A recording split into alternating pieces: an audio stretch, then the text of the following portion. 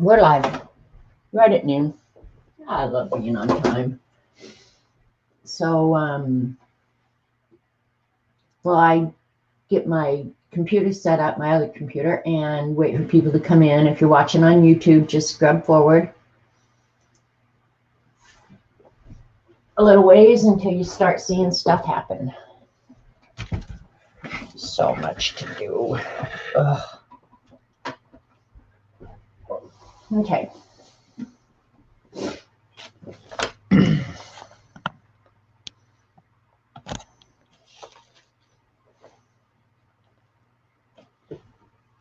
Hi, Tori. All right, we'll just wait for people to come in. Hit the thumbs up when you're coming in. I appreciate it. It helps the algorithms.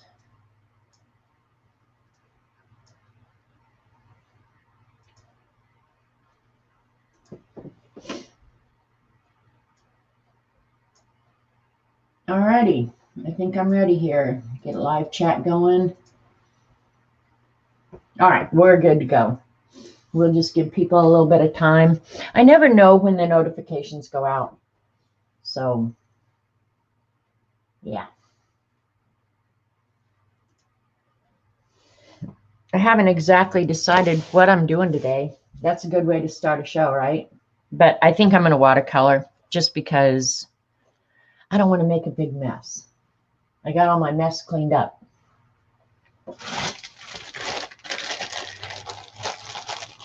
Hey, Susie girl. Hi, Barb. Notifications must have gone out. People are coming in now, so that's a good thing.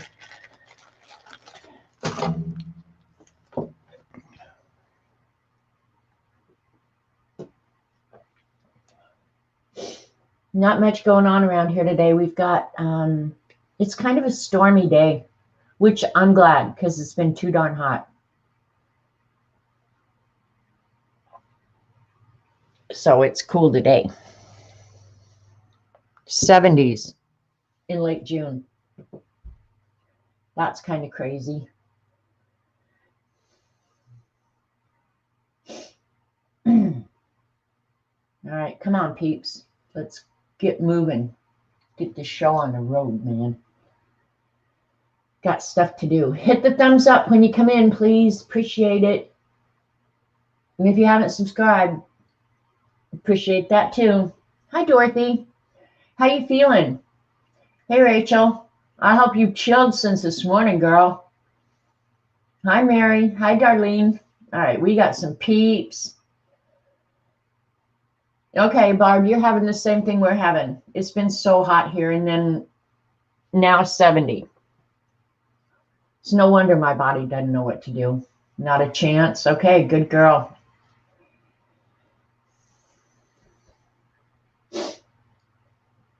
So I don't know. Which would you guys rather I do?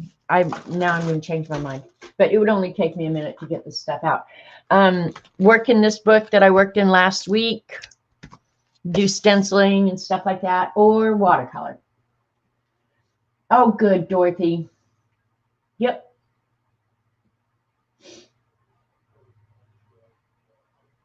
Hey, Dee Dee. This is a page I worked on the other day. I think I had pretty much finished it. Well, the thing I added was the cat because I just thought it went with, I do a thing called What I Want. That's really cat-like, right? Work in the book. You're saying work in this book? You love these colors? Yeah, I like this page. I like this page. I did another really crazy page. I did go ahead and work some more while the mess was on. This was a napkin, this bottom part, and I didn't have enough to do the whole page, so I only did part of the page. And then this turned out really crazy. And then what else did I do since you guys were here? I've done nothing in the back.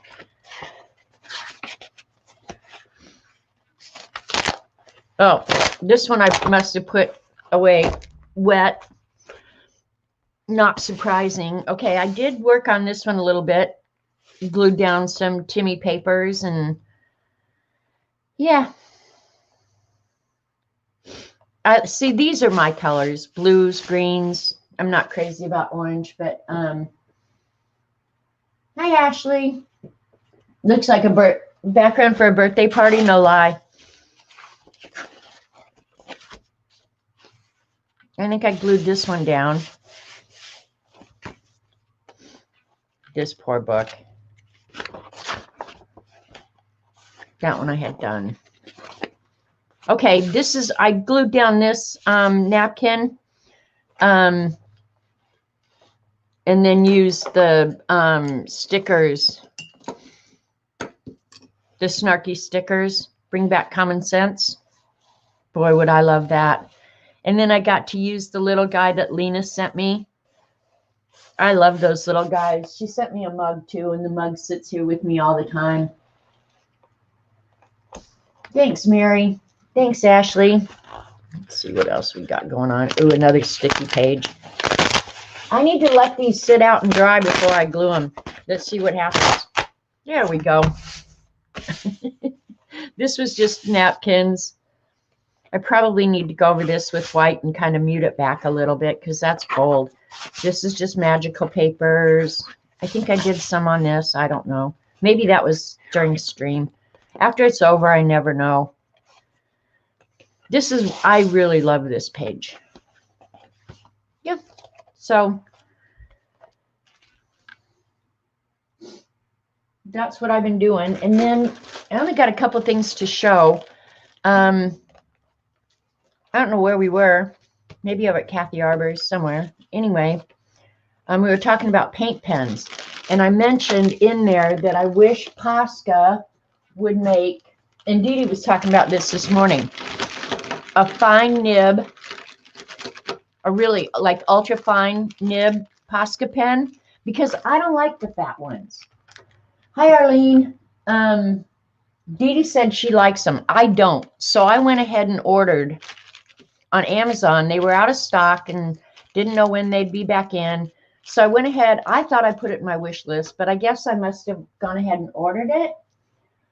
Hi, Joan. And check this out. Check it out. I'll use this black background, hopefully.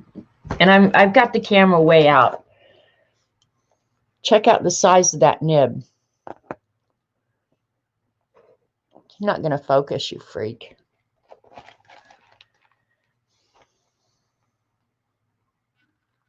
There we go.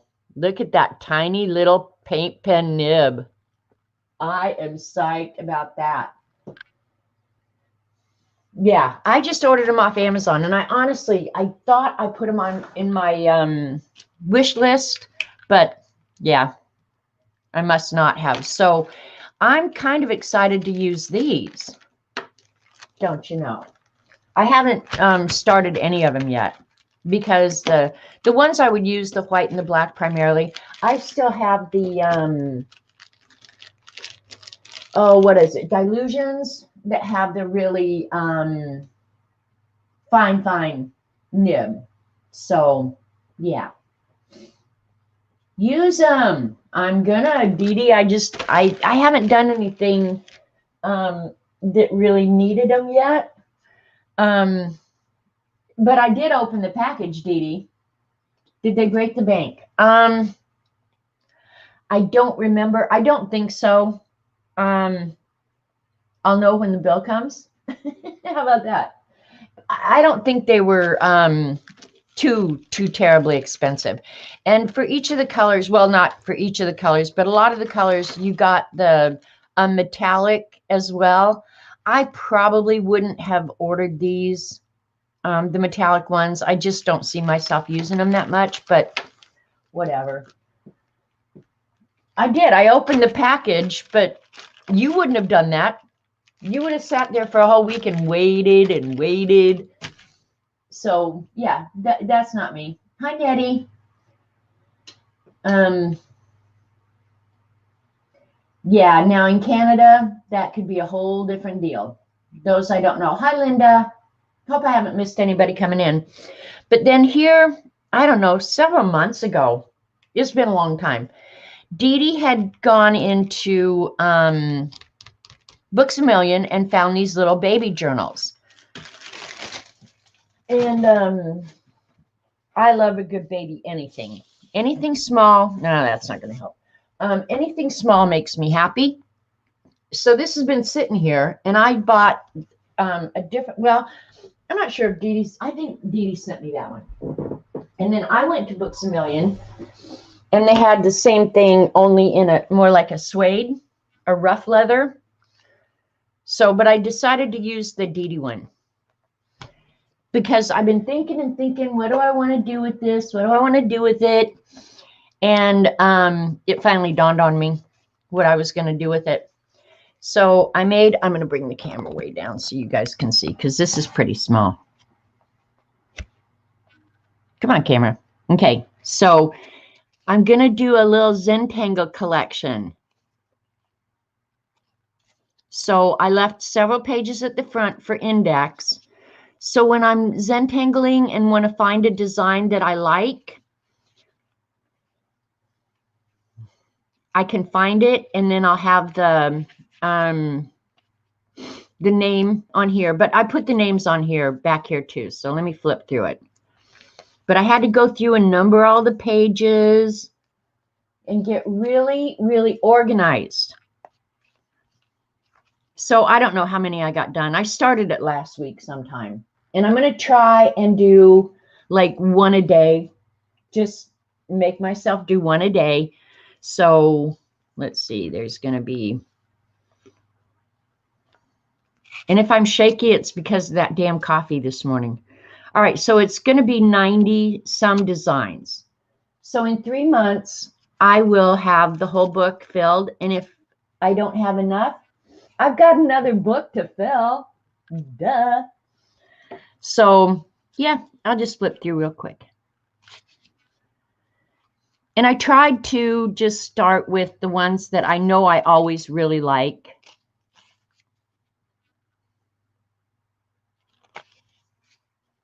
And they're little baby ones. These only measure, hey, Dee Dee, this is called a ruler. And if you want to make straight edges or straight cuts, you use this. And the measurements are accurate. Heads up. So the little pages measure just under 2 inches by 2 3/4 inches.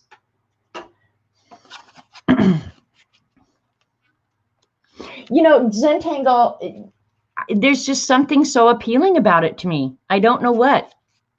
Probably because it's, for the most part, some of them are very uniform. Come on. Focus on that, because it's really a cool design. It looks a mess on the page, but it really is a cool little design.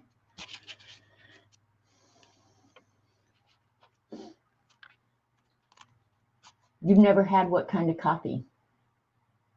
Coffee that makes you shake? When you're not used to caffeine, any caffeine will make you shake.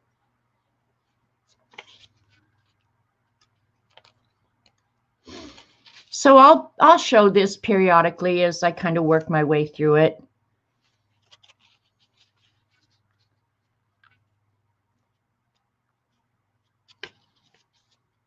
And I haven't put the title and stuff on this one because I finished it yesterday sometime. I really like that one too. And if you do like a big page of these, the whole design looks really, really cool. So, and then this is just in there to catch the ink overflow and to keep it from indenting the page underneath it. So yeah, so that's my new little baby journal that I love so much. And this is just same thing. I started with this one, but it wasn't wide enough, so I switched to that. Yeah, that one, the one back here. Where is it? It's already lost.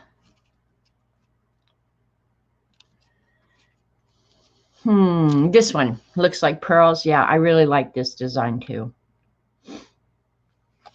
So I sit here and listen to podcasts or something and just draw, and it works out really good.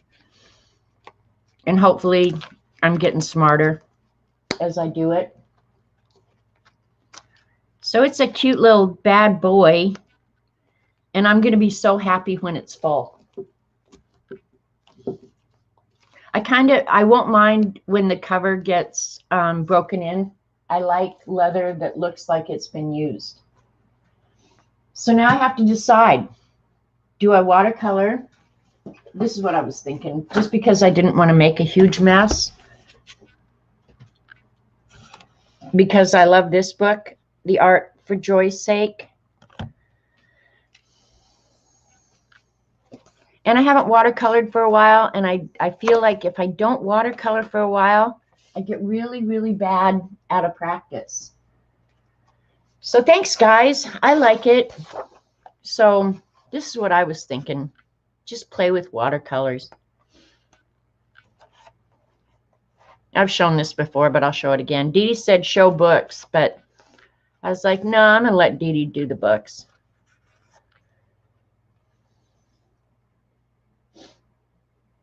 Well, it's not the Zentangle that makes you smarter, Rachel. It's the crap you listen to while you do it. Just noise in the background. I listen to a lot of Jordan Peterson lectures. All of his lectures from the University of Toronto, he's put on YouTube. So I listen to those a lot. So that's the part that makes you smarter. Sitting there doing the same repetitive thing over and over again just keeps you from dying of boredom. You try to get the little journals. I haven't been, you know what? I was going to say I haven't been to Books A Million in a long time. But we went to Joplin on Friday and drove right by where the Books A Million is. And it was all closed up. So I'm wondering if they closed the last bookstore that was easily accessible to me. This one, actually, I have not finished. I should go back and finish that. Because, yeah, I got the basic painting done, but I haven't gone back and done any of the shading. Ugh. I guess if I never do, it won't matter. I like this one. Genesis. Do you mean Genesis or do you mean genius? You must be talking about genius if you're talking about me. I like this one too. Maybe we'll do this one today. In this book, the paper is okay. It's not great, but honestly, just for watercoloring and playing, I love this book. I love it, love it, love it. Jordan, he is a very interesting guy. And he had gotten into political controversy is kind of how he, I guess, burst out on the world scene. But to go back and listen to his lectures from when he was teaching at University of Toronto, it's so interesting. He is a great lecturer. I feel like I live in a Zentangle. Set my coffee cup down this morning and spit. Oh, poor Mary. I did really good on this one. I have to say, I did good on that one. But that's what I'm thinking. We can work in napkin journal next time. All right, which one did I say? Let's do this. Let's do this one because it's got a lot of blue. I do that with my glasses a lot, Mary. Jordan P. Genesis. All right, let's, I'm just going to watercolor. And I'll use, should I use the Daniel Smith or, I always use these. All right, we're going to get out a different set.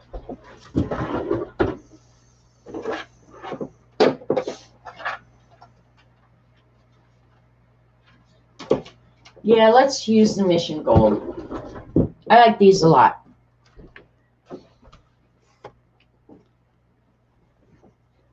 These are all Mission Gold.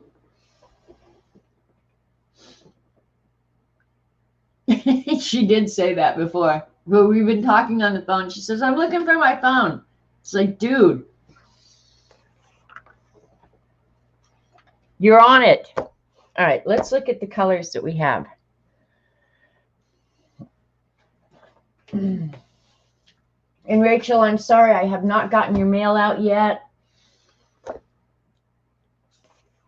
I'm going to leave this out. I don't like mixing paint on top of my work, but we're going to do it anyway. because we can. I don't have enough room here. All right, so we know we're going to need red and yellow and orange.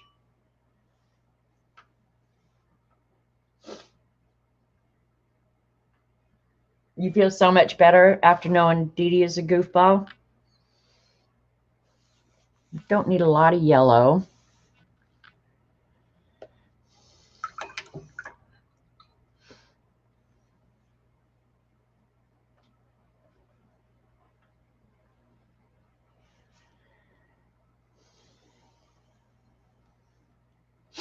Don't need a lot of orange either.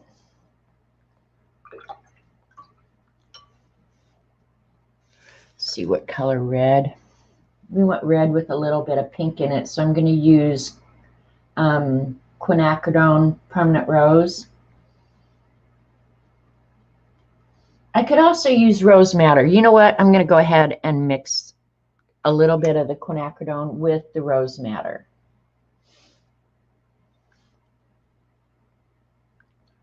Because we can lighten that down and make really, really light pink. We need a little bit of purple, light purple.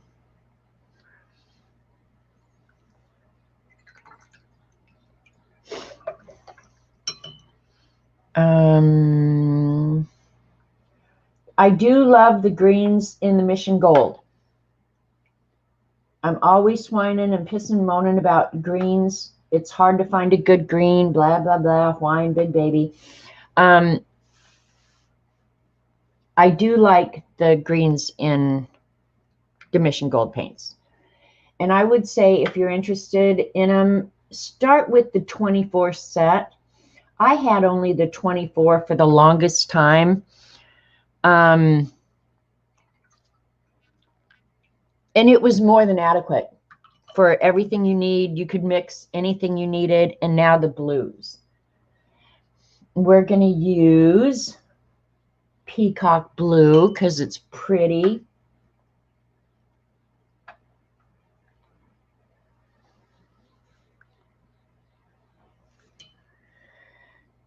That light blue-green. I'll have to mix that. Viridian would be okay, I guess.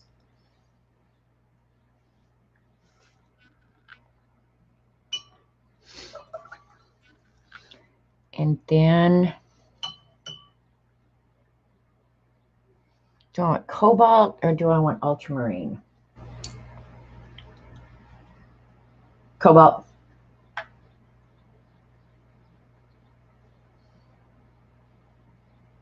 Hey, Jan. That's okay. Retirement screwing with the days of the week, that is just not a problem. Are you liking retirement? I saw on Twitter yesterday, somebody asked the question, to those of you that are retired out there, do you like it and what do you do all the time? It's like, there's not enough characters on Twitter to explain how much I love getting up every morning and feeling like I get to do anything I want.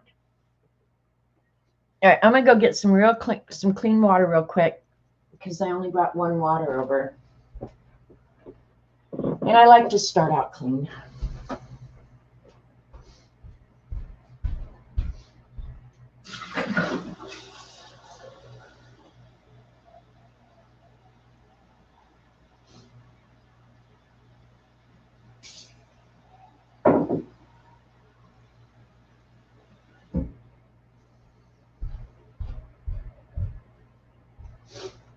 I got two just in case.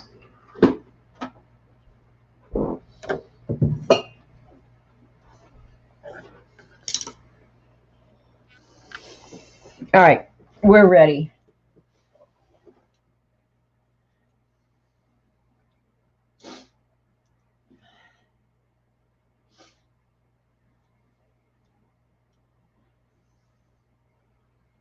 You collect watercolor palettes. I understand that.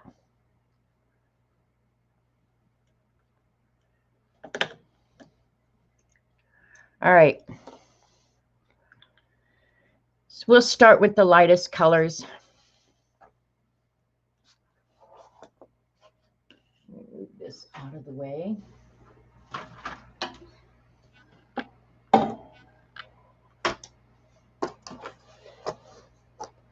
I'll move you guys in so you can watch me paint, because I'll show you the original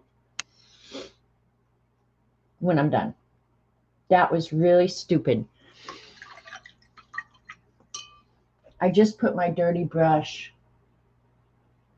in the yellow.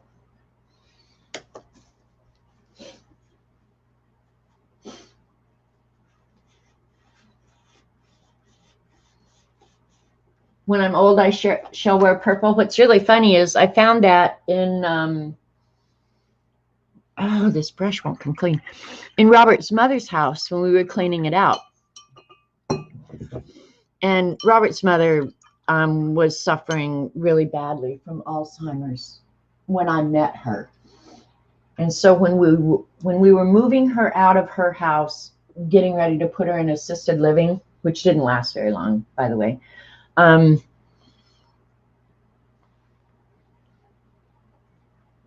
packed up the clothes. We brought her to my house for a few days. And I packed up her clothes to come and stay with me.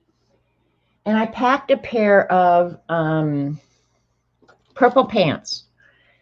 And when I got her here, I helped her bathe and everything. And I put her in these purple pants. And she went out on the patio. Robert was sitting out on the patio. And she went out and told Robert that that girl in there put me in these pants, and they're not mine. They're not my pants. And it was like, those are your pants, Mom. I've seen you in them a million times. No, they're not my pants. We could not convince her that these purple pants were hers. I'm going to do wet on wet.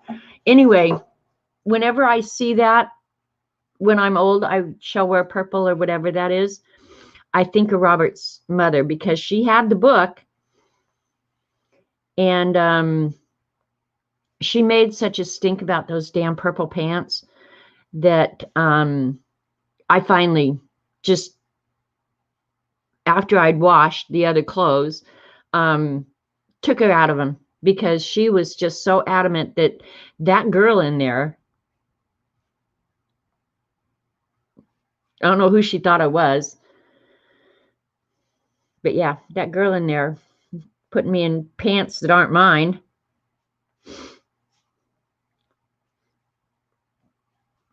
Dementia is the saddest thing on the planet.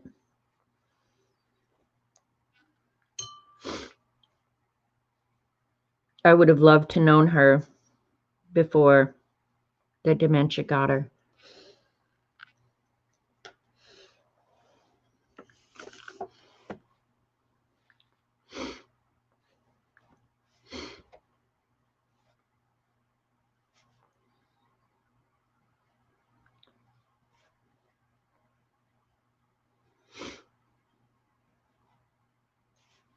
Not reading chat right now.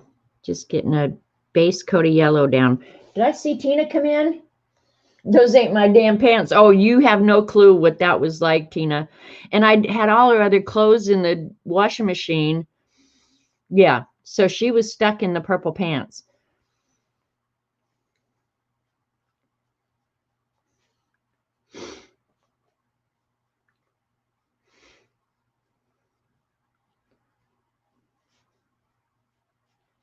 So I don't wear purple. I only wear like black and blue and gray. So I obviously can't be old yet, right?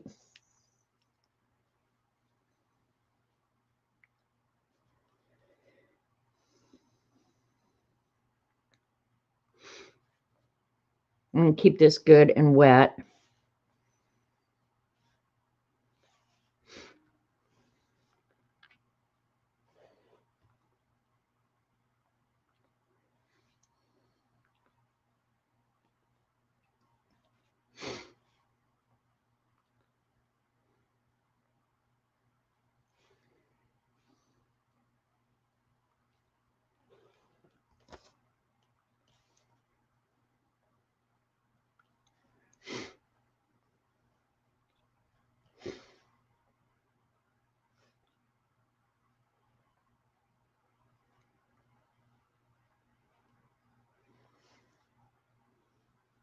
I get quiet when I do this. Man, I haven't painted in a long time.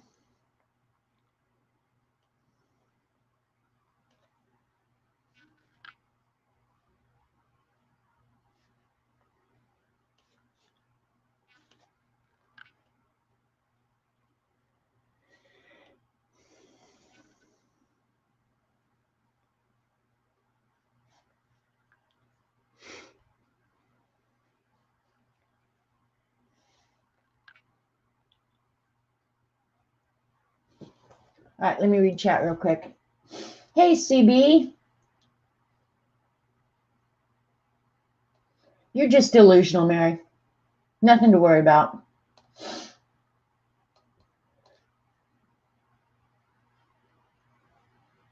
Oh, Rachel, see, I think that's what you have to live for when you're dealing with dementia, is if you get some cognitive moments, just be thankful for those. Oh, my God, Brenda.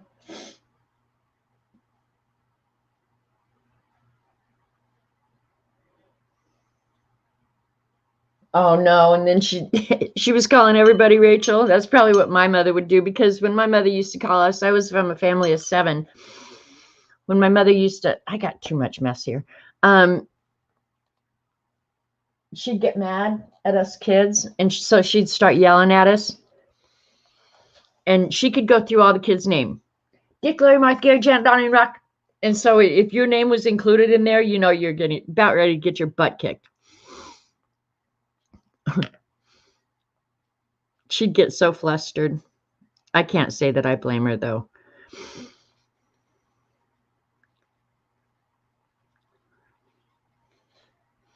And this is just the base coat, so we'll come back and do some fine work later.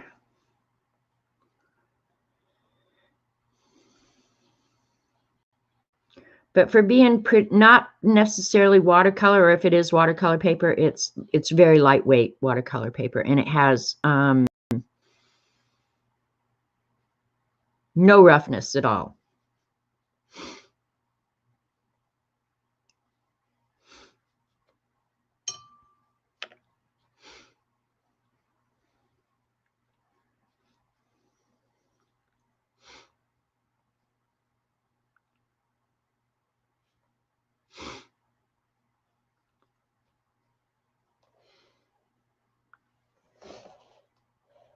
Hi, Jane.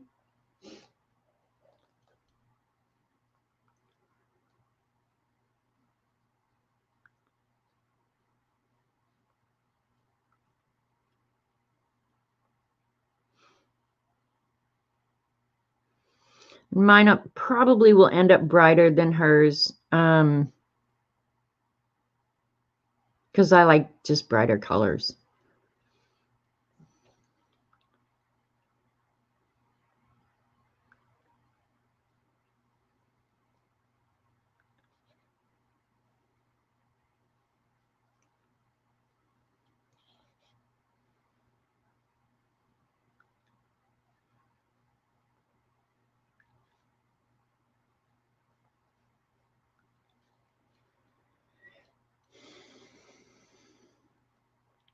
Oh, sorry.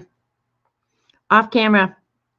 I can either move the camera out or just be more mindful, I guess. That would be the best thing, right?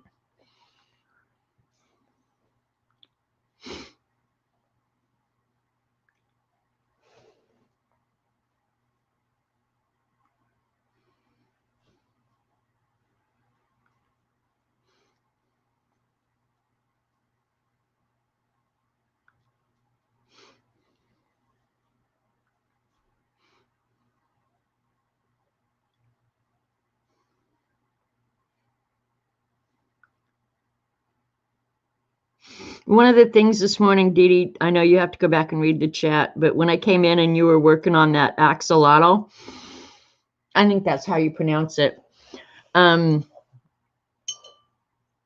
one thing I said was, I want a St. Bernard sized axolotl for the weekend people. I'd go out walking my St. Bernard size axolotl with them. Just to jack with them. This is actually going to be green later. I'm just putting some yellow base on it to go over. See if I need to do that other places. I don't think so. Maybe down here.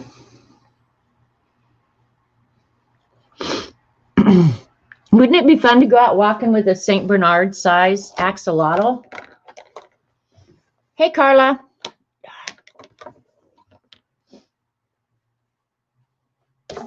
And Fuzzy. Fuzzy Wuzzy Wuzzy Bear. See if that's better. I'll have to keep that somewhere on the picture, I guess. Thanks, Carla. Need some coffee.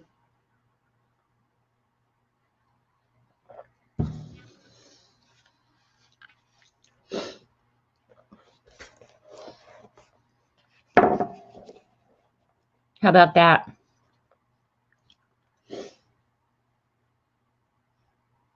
You could draw that in a zine. An axolotl. Okay, let me write myself a note, Dee Dee, because I really suck at remembering.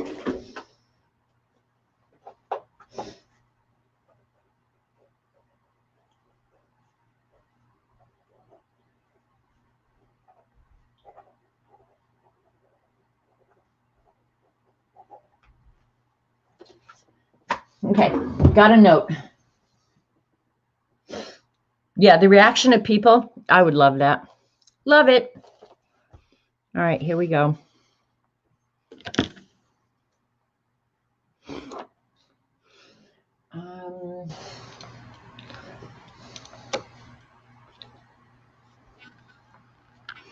This might be a little wet still. So I'm just going to go over the darkest parts.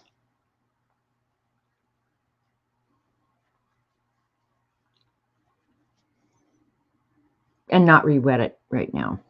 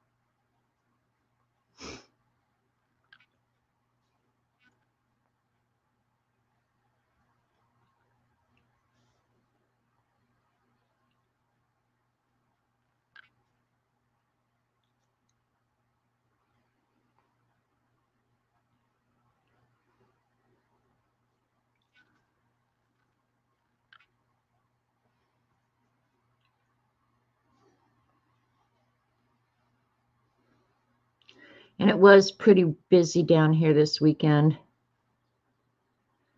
So I didn't do a whole lot outside especially. Father's Day is always busy at the lake. Always.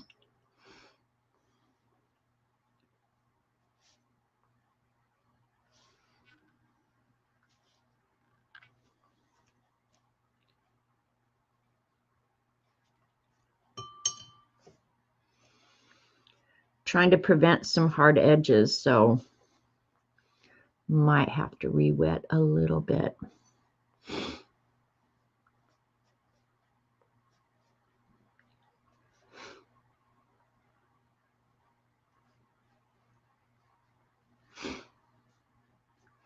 Check chat here in just a minute.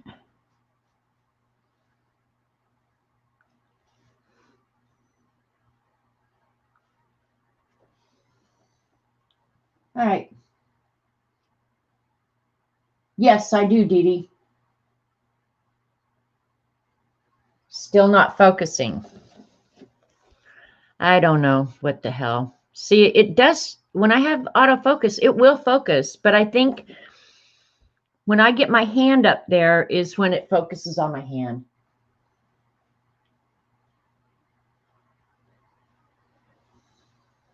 But yes, I did turn off Wi-Fi. I always restart the computer. I don't know if that's supposed to help at all, but yeah, I restart the computer first before I plug anything in, obviously.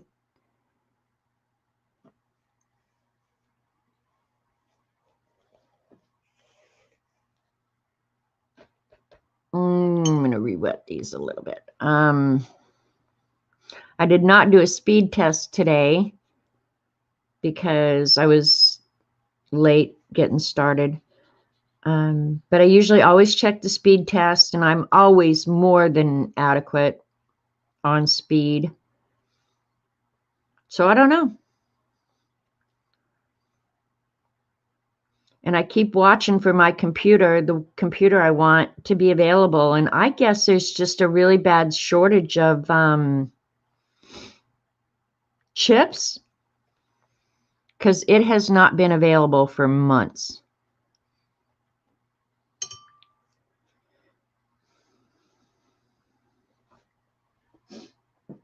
Got focus impaired hand of yours, right, Tina? To go along with my absent brain.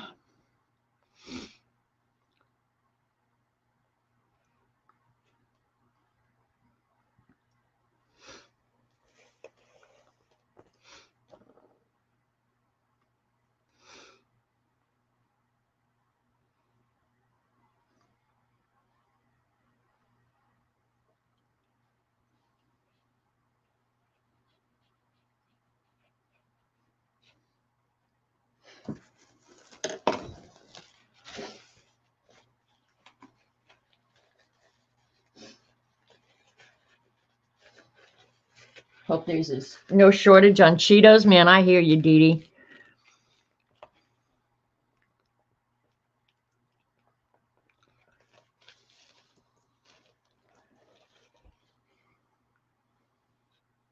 Or pretzels.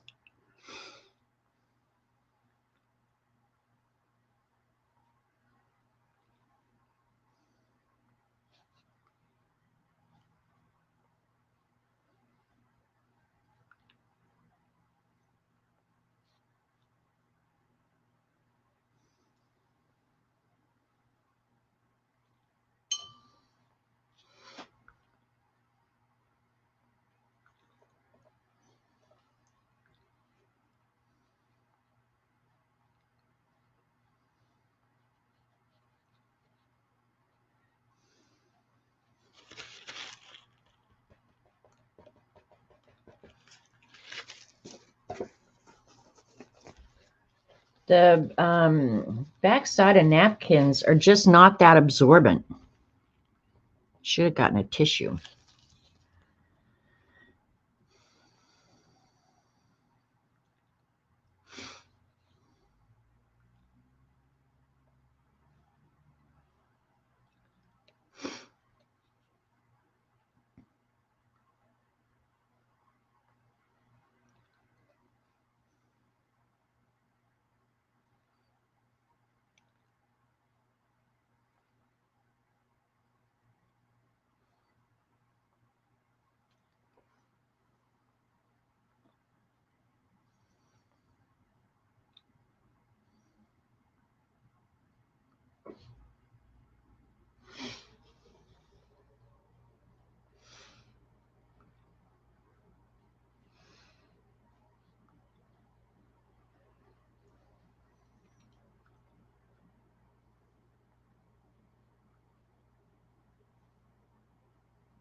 I know I get so quiet when I do this, you guys.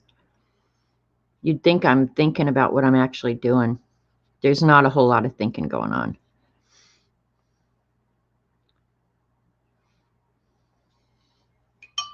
A lot of watching.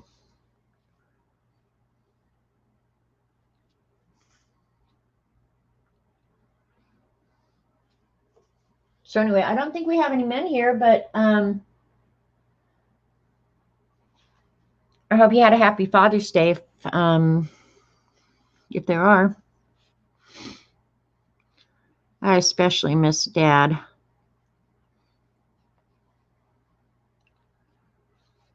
on Father's Day for sure. I did post a picture of my dad on Facebook yesterday. I hardly ever go on Facebook anymore. But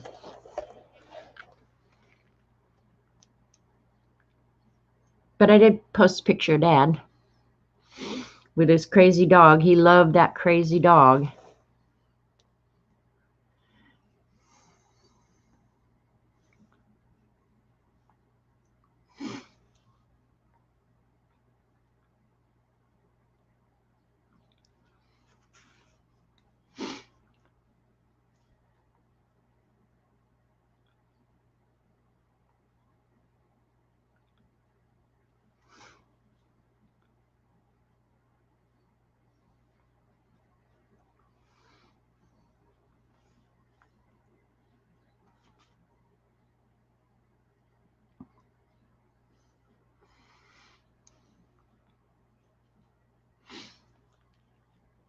Are those grapes? I don't know. I don't think they're grapes. It looks like the blue ones are blueberries. I don't know what these are. Orange grapes? Maybe they are. What do I know? I've never seen anything like them at my grocery store.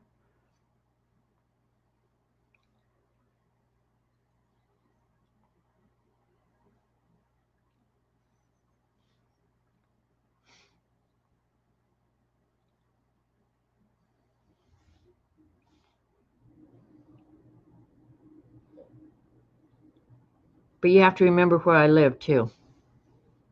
Look like olives. Are olives yellow and orange? I really don't know what they are. Gooseberries. Jane might be right. Kumquats. I wouldn't know a kumquat if it hit me in the face. Kumquats sound to me like a name you would call somebody who you're trying to embarrass. Get over here, you kumquat. All right. Tori's saying the same thing. Look like kumquats. I wouldn't know one if I saw one, honestly. I can't believe that I don't know what a kumquat is, but yeah.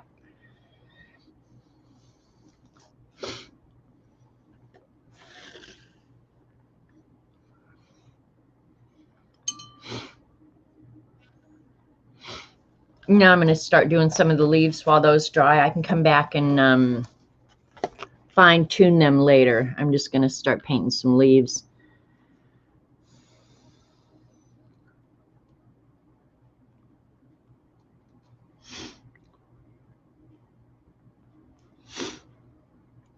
Where do they grow kumquats now that we're on the topic? And what are they? I mean, are they sweet? Are they sour? What is a kumquat? Where does it come from and who eats them?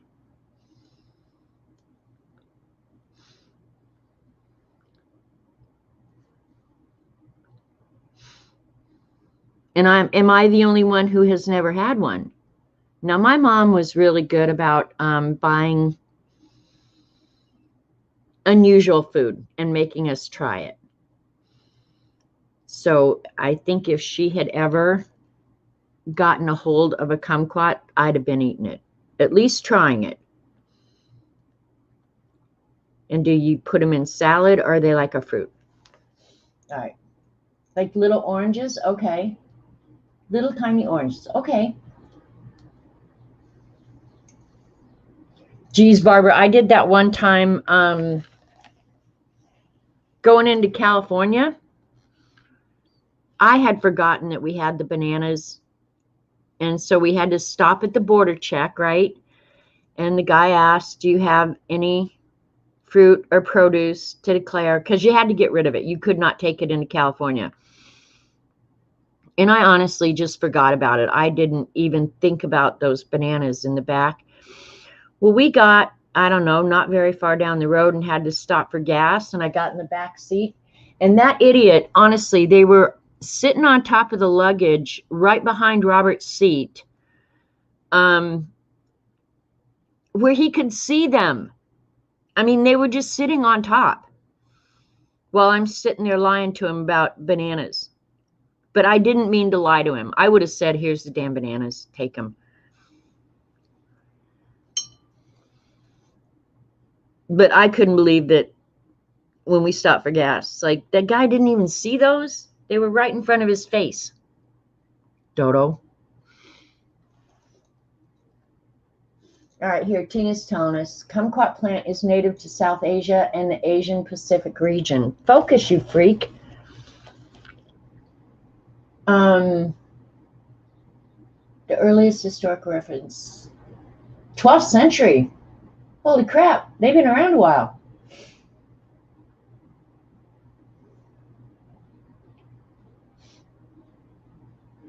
Okay, Portugal has lots of kumquats. See what I'm learning here?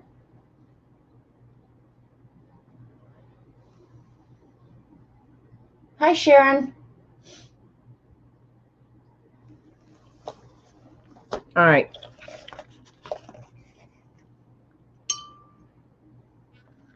Focus, you freak. There you go. I hope you like that focus for a minute because it's not going to last. So just get over yourself.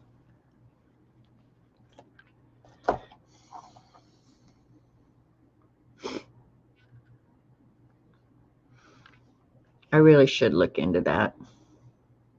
But I get off stream and then I forget about it, go on about real life, and then deal with the same hassle next time.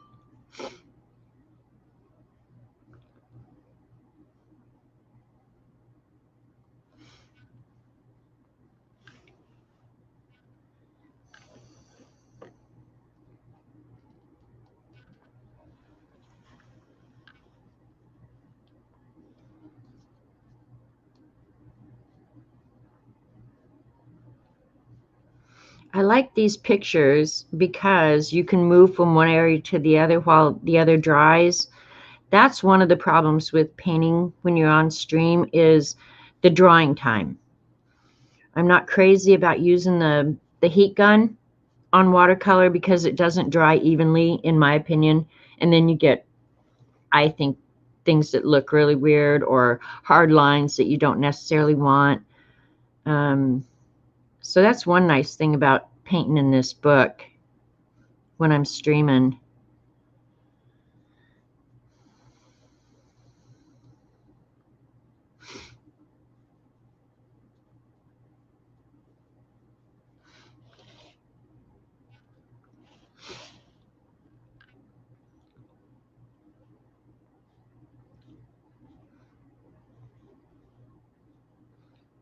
And I know that paint's going to move, and I'm okay with that.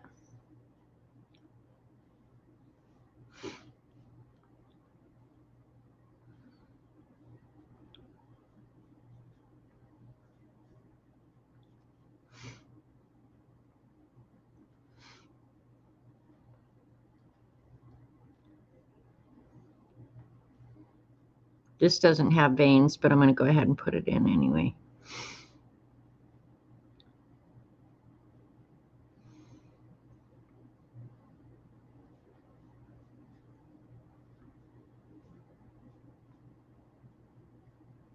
And if they move, that's fine.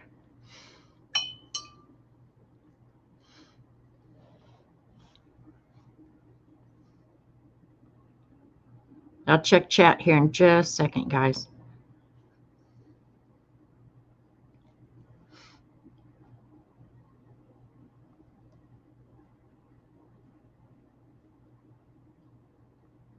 Hey, Dee Dee.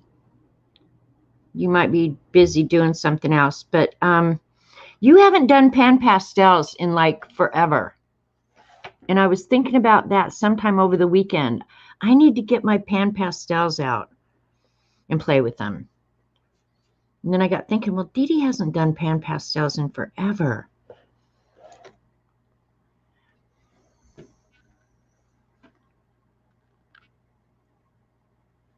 And I think we're all kind of in the same boat. We have so much to choose from. I'm concentrating. I'm really not, Tina. That's the crazy thing, is I'm not really concentrating at all. Probably need to.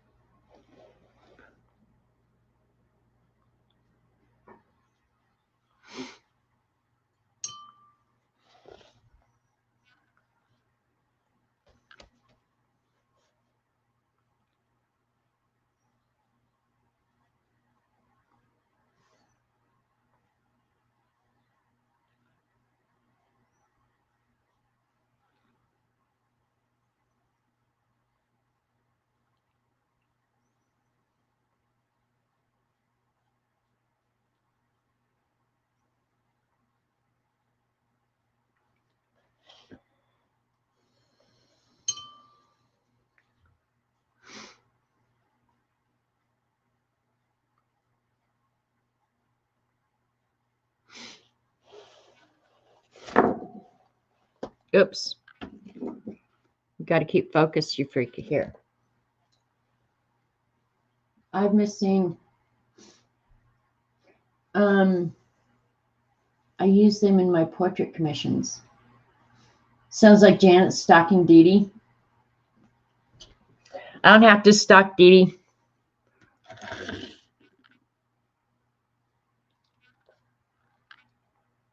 I just pick up the phone whenever I want and call and listen to her. But I do like, like watching the pan pastels. And I haven't used mine either, so I can't find fault with Dee Dee. I mean, I haven't had mine out in months and months.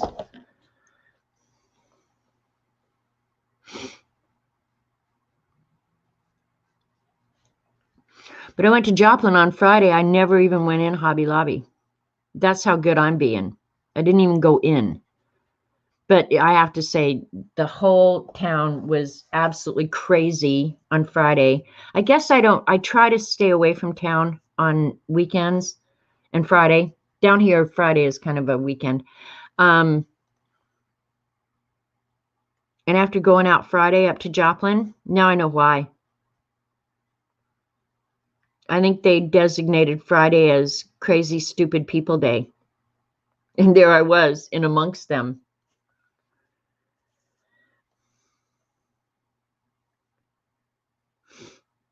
It was not fun, though, I have to say.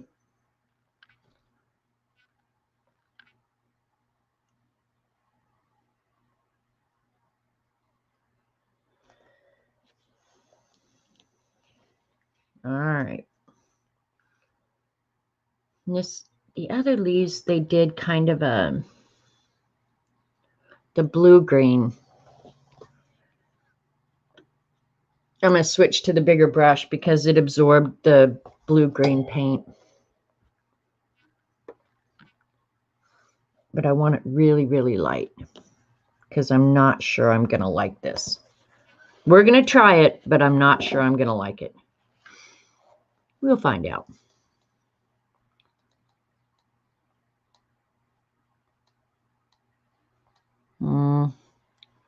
Yeah, not sure at all.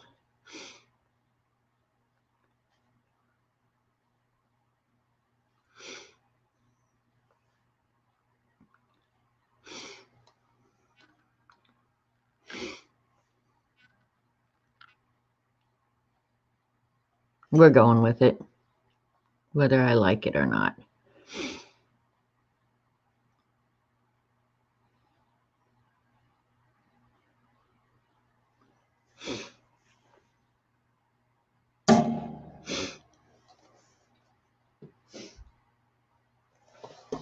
Okay.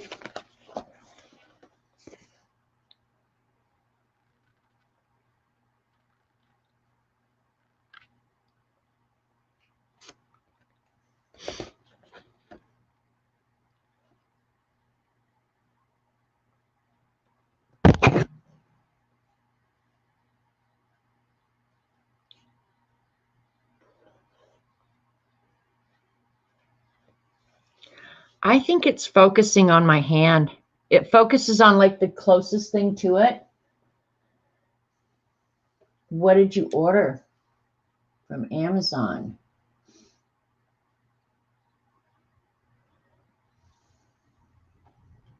Hey, Z.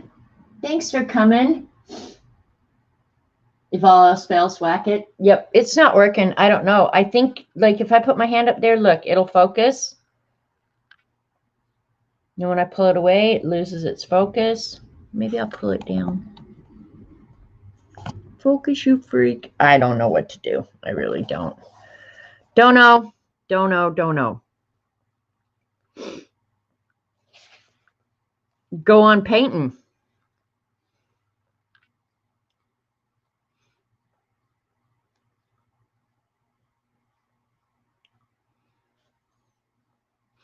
That was fun yesterday, Z, when Jane came to your stream. It's always fun when she shows up. And I know it always makes you really happy, so that's way cool. Yeah, that's really light. And say, can you guys even see this? That blue-green is so, so light.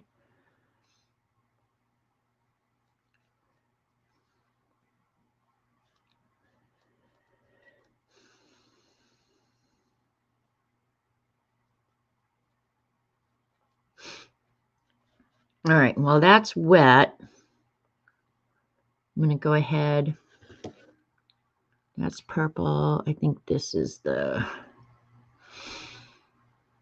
ultramarine, yeah.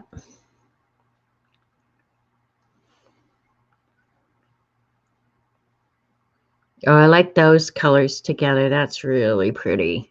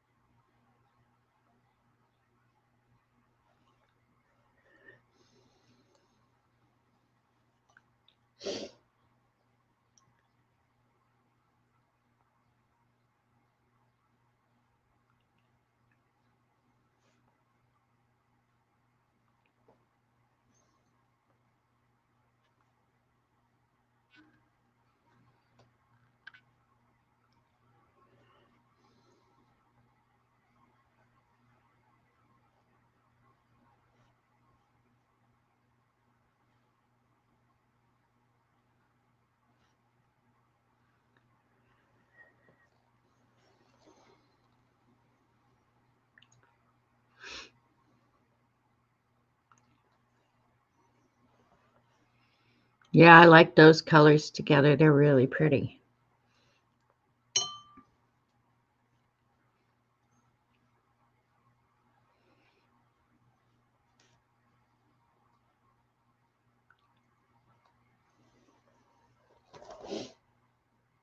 Blues and greens. Yeah, I like it. All right, let's do the other blue flower while we're up here. Well, I'm going to wait because I goofed up and did that one first. So let's do the blueberries. All right, I'm not going to worry about leaving the white in. I'll come in and add add that back in later. That's the lazy way to do it, and I'm all about that. If this was something I was really worried about, yep, wrong color.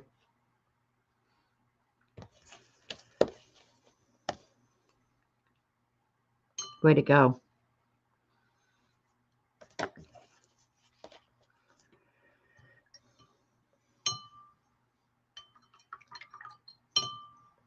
Going back to the medium brush.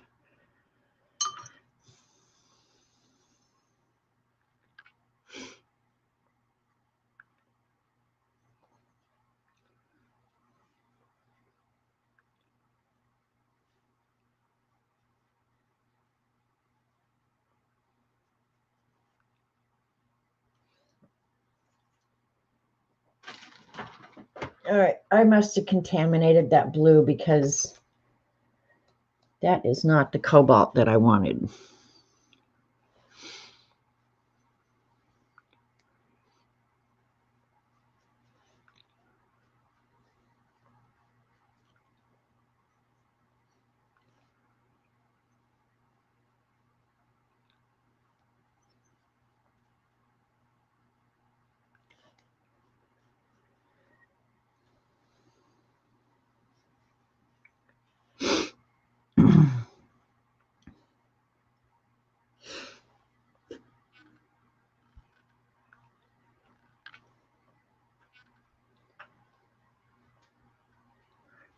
Can I use the camera zoom? I can, but I've got to get up to do it. Hang on just a second.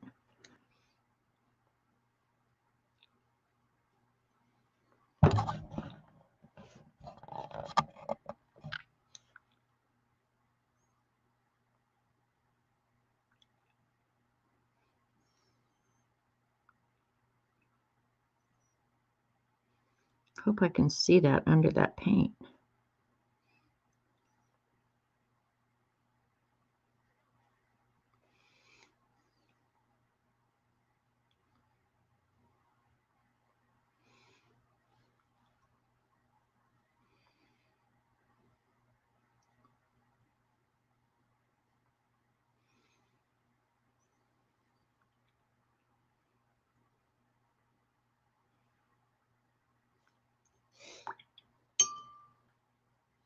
Hi, Flo. All right, I'm going to try some ultramarine on that and see how that mixes. Because I'll have to define them later.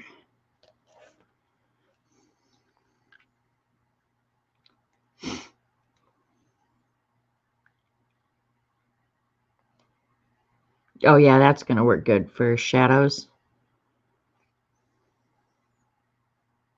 All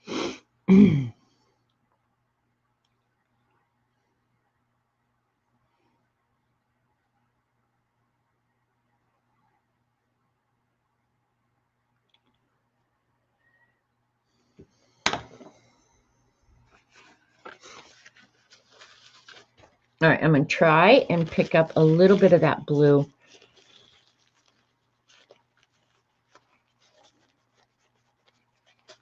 Don't know if it's going to work because this paper, now if this was watercolor paper and it stayed moist a little bit longer, I'd have better luck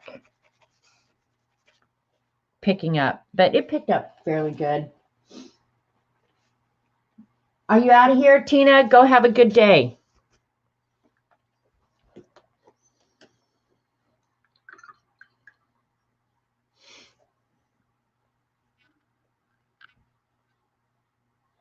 All right.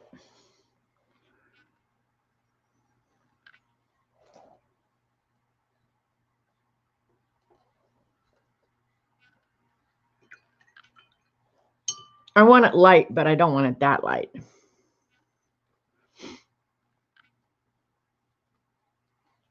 Can you see that?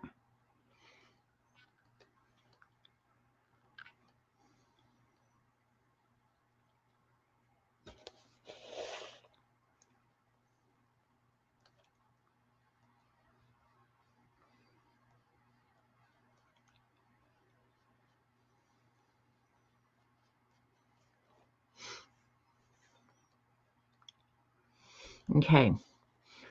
Painting up there is going to get real dangerous. So, well, we're going for it. It won't spread that much because the paper is pretty much absorbed all the pigment at this point, I think.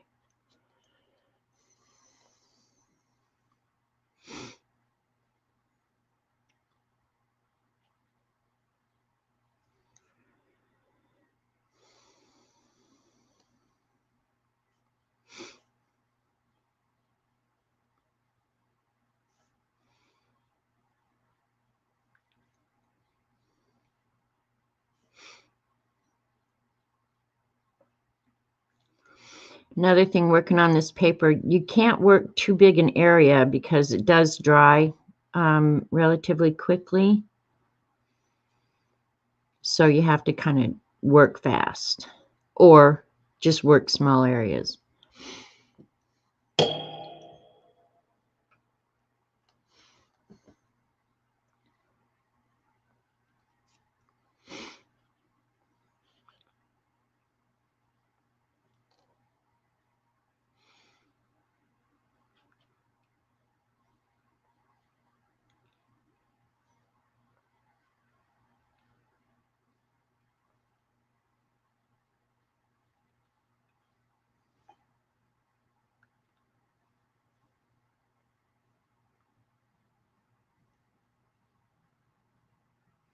I'm not necessarily worried about going outside the lines because I think I'm going to go back in and do, I'm not going to leave the background on this one white. Oh, come on.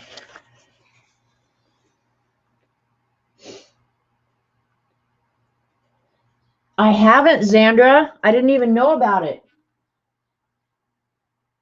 You know, I don't know what paper is in this book, Sharon. It's for those of you that came in late, I'll try not to shut it, but it's The Art for Joy's Sake. The author is Christy Rice, and I do love her books. I really do love her books. And these are just easy books. Just you can sit down and paint. I'm going to leave it out, not quite so close. I didn't even know she had one, Z. But I will get on that this afternoon, I think. This is like zero pressure painting. And if the book says what kind of paper is in it, I have not seen it. I think it's watercolor paper. It's just not your normal, your typical cold press where you have a lot of texture on the page. This has almost no texture, none. Off to shop. Yep, it's on Amazon for pre-order. Thank you, Z. I love a good enabler. Let me see what this dark green I'll do in there real quick.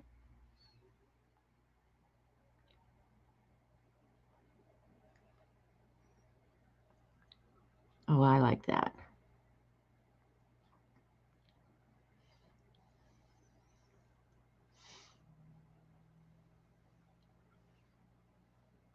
I've actually, the only books I've been buying are books to read.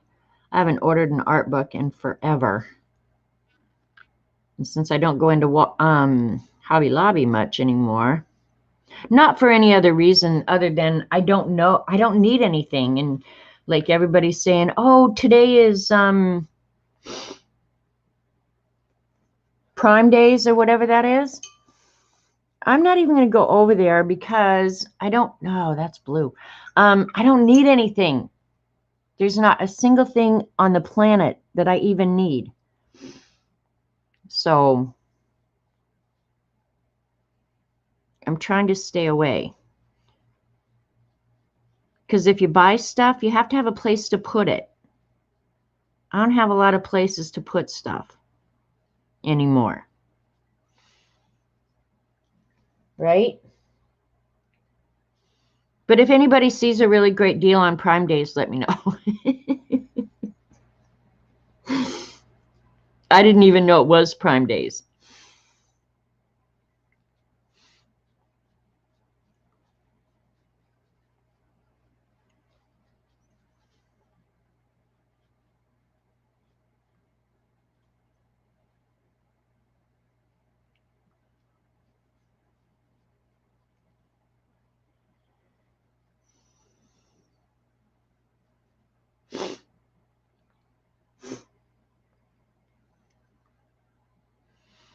Let's add some little blue to this one.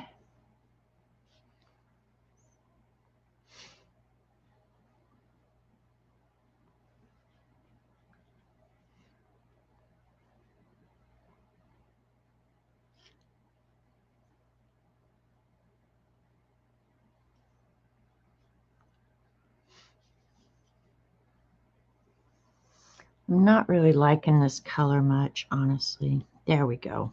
Get a little blue in there.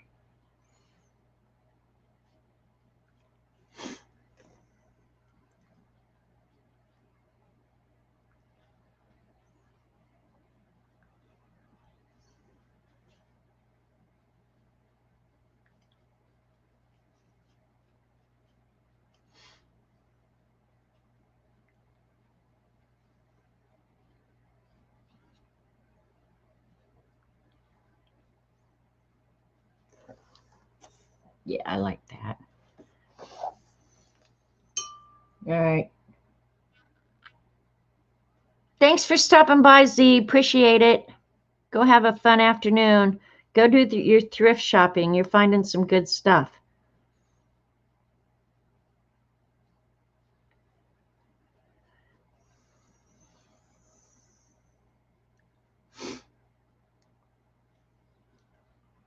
I got that just too light. Let's darken it a little. Now watch, it'll be too dark. Told you.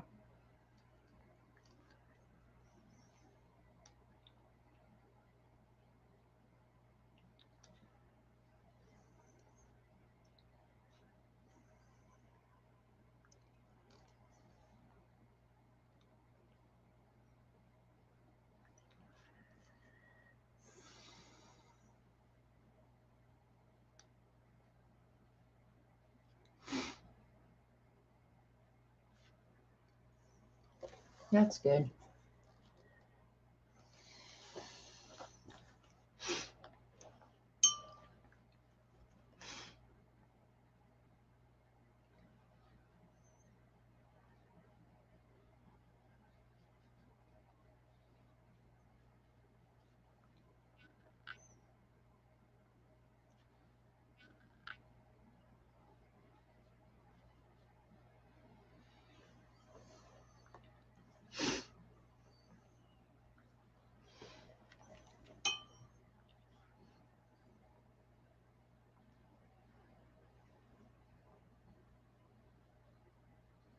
They use this kind of light blue green a lot in this picture.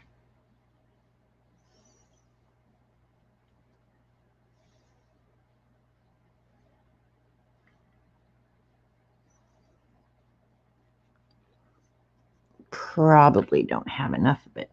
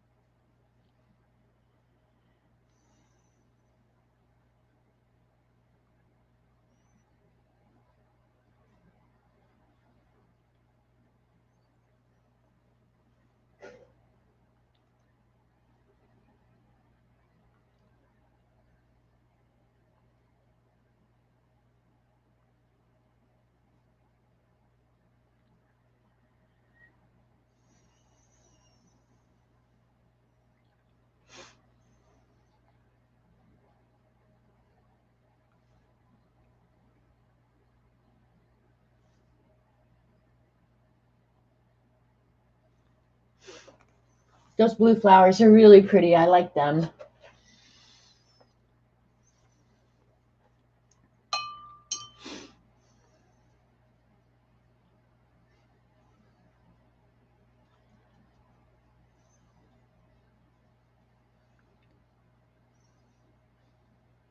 Oh, crap. I forgot that little flower down there. Oh, well.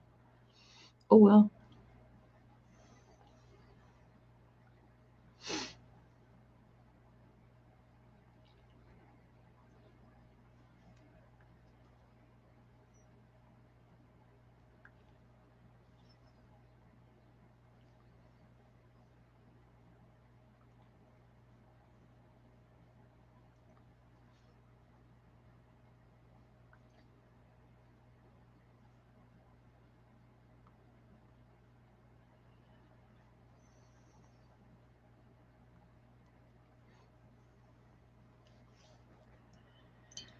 All right, I need to get some more. This is what the flower looks like after it's dry. So when you're watercoloring, you always got to remember that your watercolor's dry way lighter than when you put them down, which is kind of nice because you can always go back in and add detail, right? Need coffee.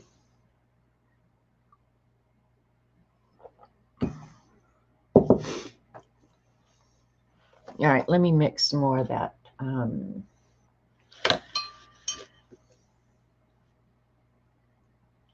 Light green. Oh, no, that's the wrong one.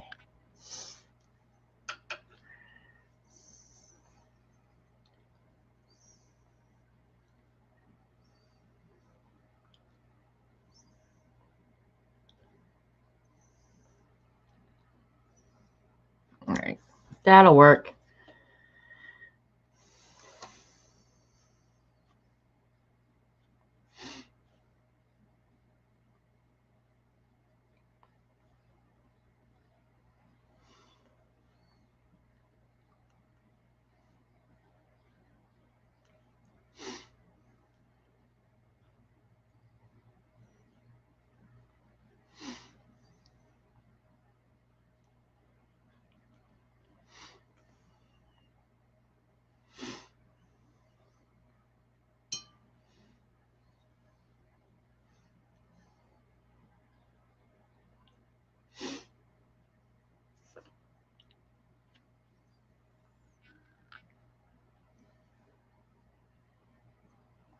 Just mix in a little bit of different color.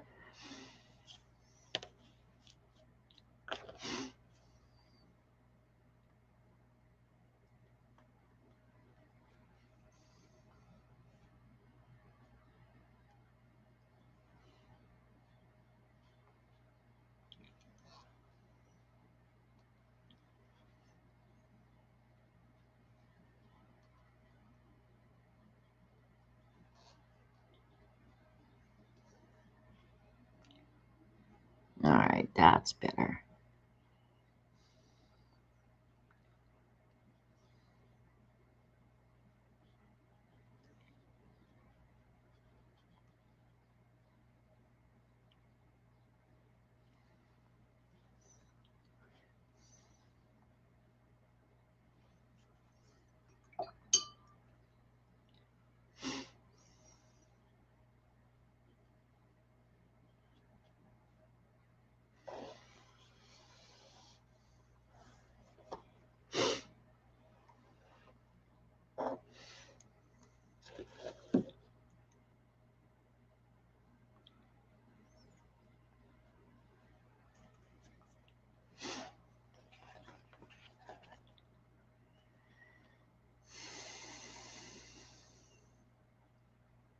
All right, I'm just going to use the, hopefully this is the right color.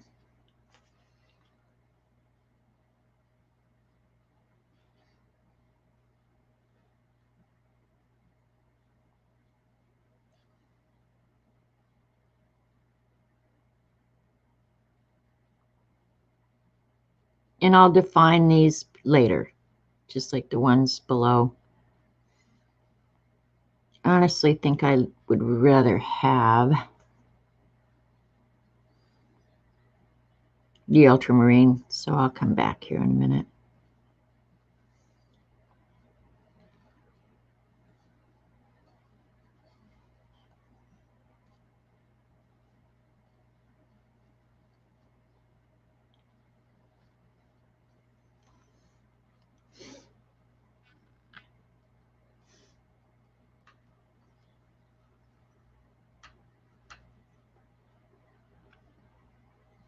I'm taking the ultramarine directly out of the palette, which is not the brightest thing in the world, but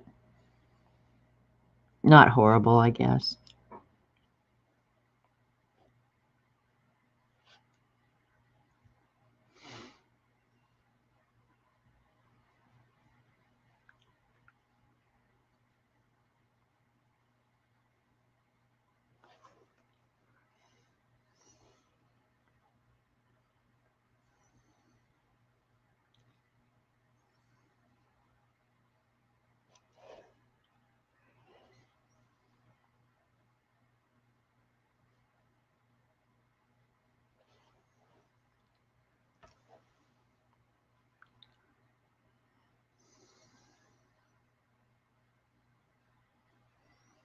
And I have this book tilted, so if the perspective looks weird, that's probably why. It's easier for me to see that way. And I think it's time for new glasses.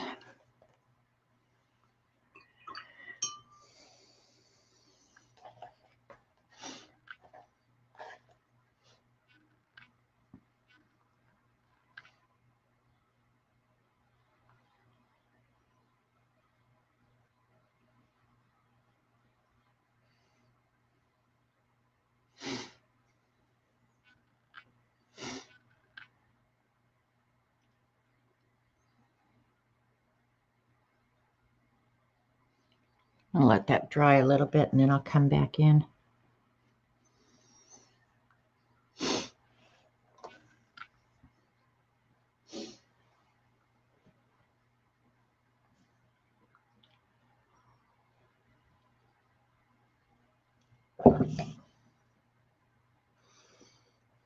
All right. It seems like I've been painting a long time and I just feel like I haven't accomplished much. I'm going to pull out so you guys can kind of see. Doesn't look like I've accomplished much, right? And these kind of brownish red green leaves, I'm not really crazy about that. So I'm going to do them different, I think. I don't know. Yeah, I just don't really like those. I'm going to do the pomegranate here. Oh, well, let me finish these berries up here. ADHD child over here.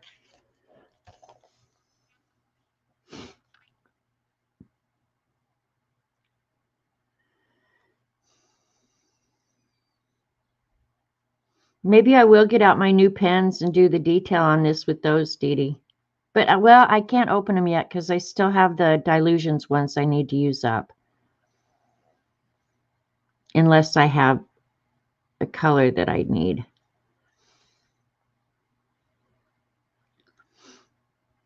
I was really surprised when they showed up, though, I have to say.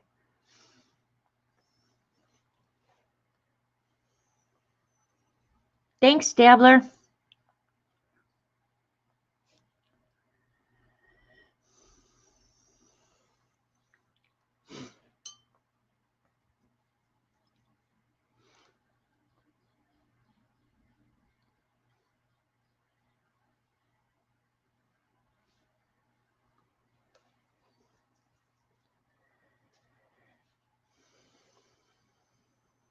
Yeah, I have to decide what color I want those leaves. All right, and then we got some more blueberries down here.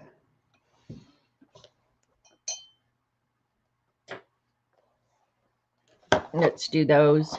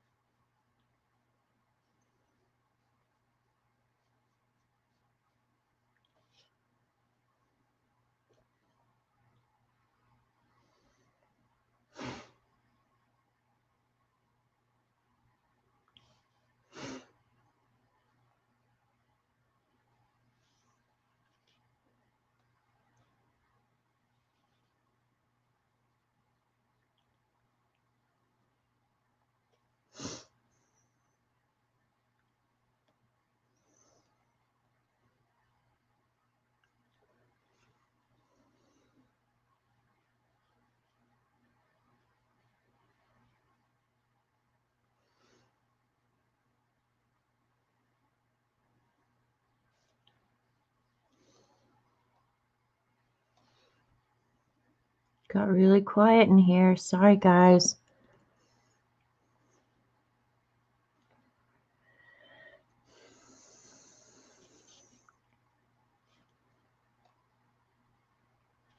Using a little bit different colors down here.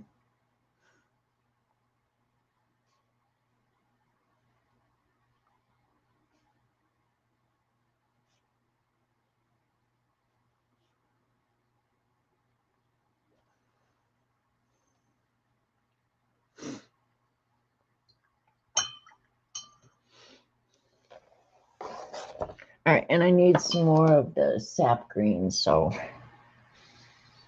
I'll get it now while that's drying.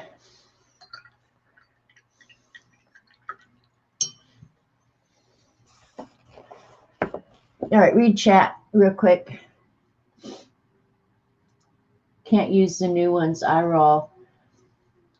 Well, Dee Dee, why would I open one when it's something that's probably going to dry out? Okay, now this is, call me crazy, okay? But why would I open new ones when I have old ones that have to be used up? I don't understand that. That would be like opening a new box of crackers when you still have crackers in the old box. That will get your butt kicked in my world. Oh my God.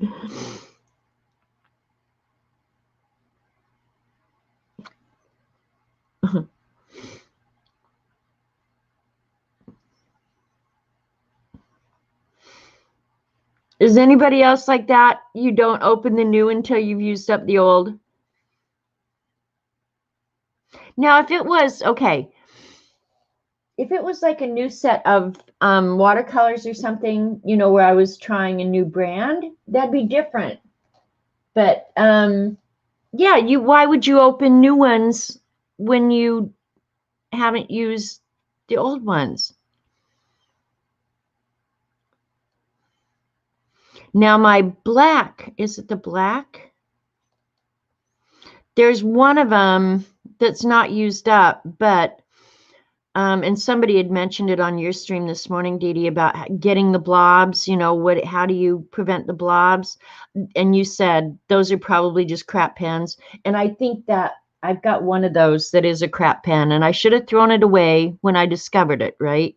But I didn't. So now I have to find out again. Which one is it?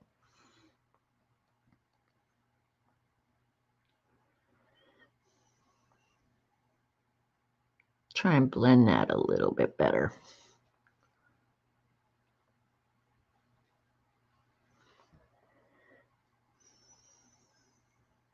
I don't know. I think I do have some pretty weird idiosyncrasies, but I ain't probably going to change now. I have no interest in changing now.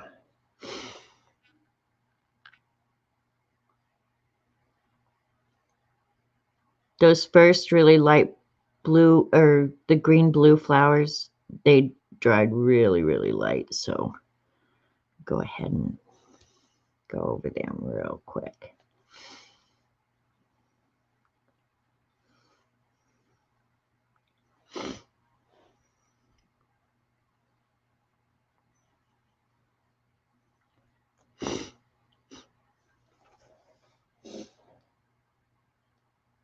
They dry out. Yeah, see, that's what I think too, Mary Berry. Now, I would start new coloring books or something like that.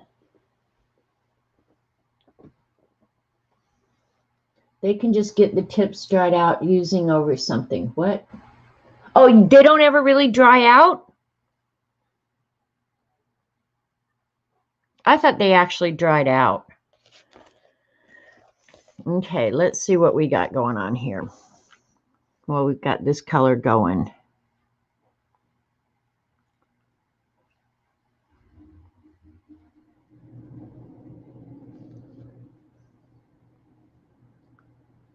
That one needs the other green. Looking. We've got some berries here. So, and then I think we're pretty much done with all the berries, or the blueberries.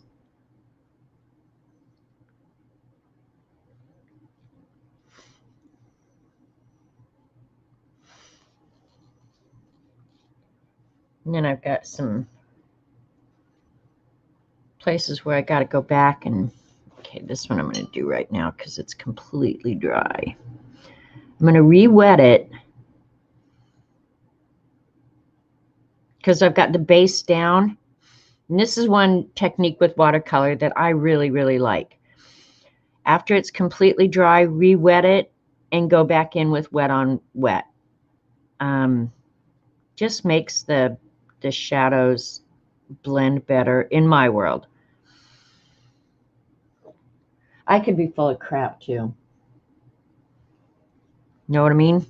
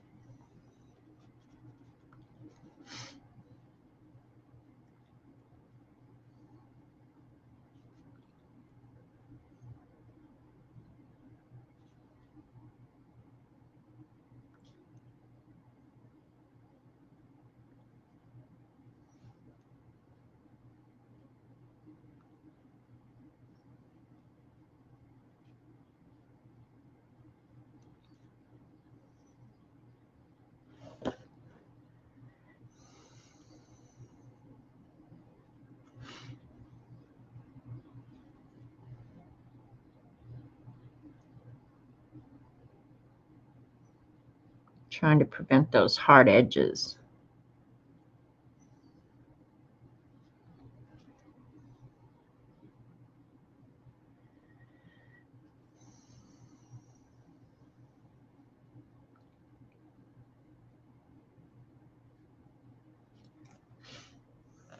I like that. They can run out. You save markers and use them until they're destroyed. I pretty much use mine until I feel like I've used them up. Now, one thing I'm really, really bitchy about, well, there's a lot of those things, but the one that I absolutely recognize, because I'm kind of a pen freak. I know that's news to a lot of you.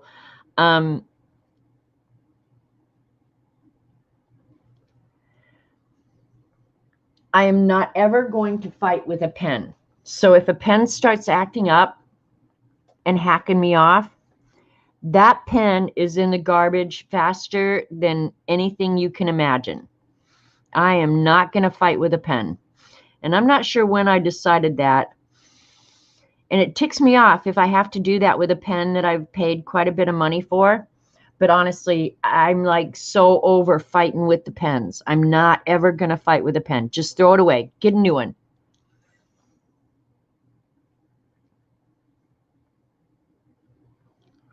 And if you have the problem with the same brand pen, that's an indication to you to not use, don't buy that brand anymore. It's a sucky brand. And I have, oops, bad color. When it comes to that, I have like a memory like an elephant. If I've ever had difficulty with one of your pens, that's it. I'm done. You don't get a second chance. Kind of like a restaurant. You serve me crappy food one time, I'm done. Hi, Nick and Tina Colors. Thank you. Wow, paint dry, re-wet, and paint over. I don't think that's that unusual. Gives you a chance to build up the layers. I think it's pretty common, actually.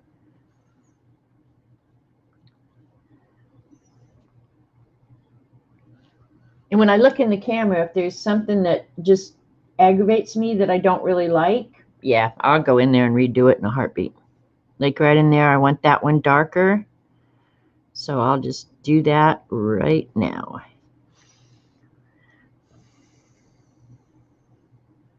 And then just smooth the edges.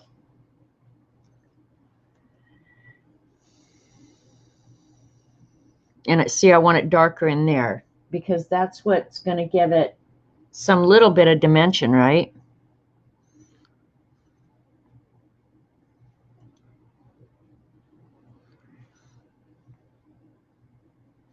And up in here, I re-wet it, so I can go in there and do a lot of things. And then as it starts drying, it's just easier to maneuver your paints.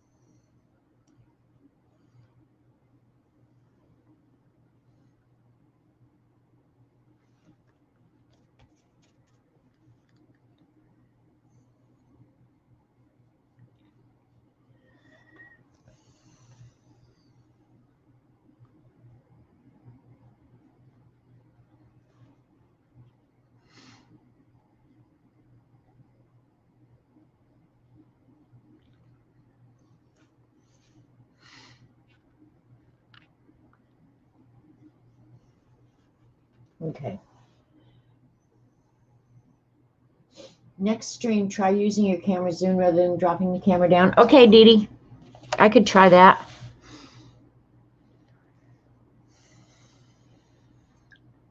Oh, hey, there's some berries that I didn't see. Let's do those. I hope this is a blue that I want. We'll find out, won't we? Yee, too much.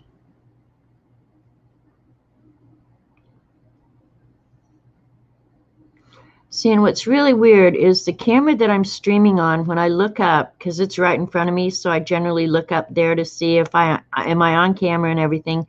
That one that I'm streaming from, it's perfectly focused. But then I look at the one that I read chat on, and it's not focused. So that I don't necessarily understand. I really don't. Because right now it just looks like a big old freaking blob. One thing I didn't check. Yep, that's fine. Huh. The little sign isn't working.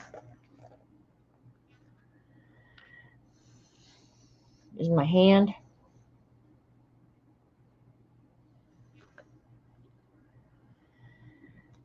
I don't know. I don't know what to tell you.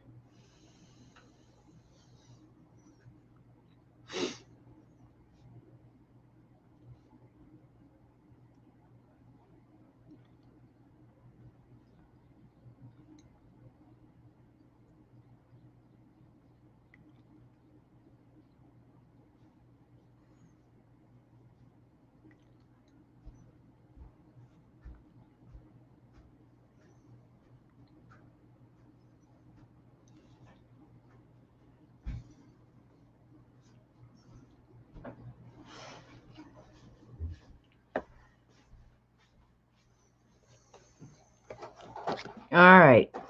All right. And then I found those little berries there.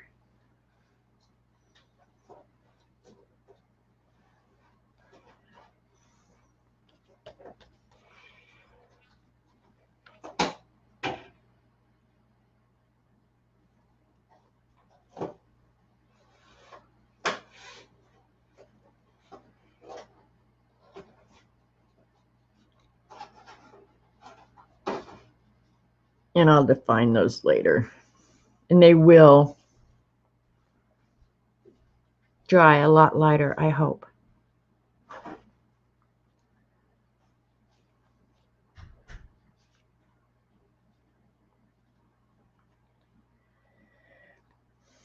All right, let's do the pomegranate. And then I'll figure out what I want to do with those leaves that are gray. I'm just not crazy about those. Oh, I got more blueberries. What am I thinking?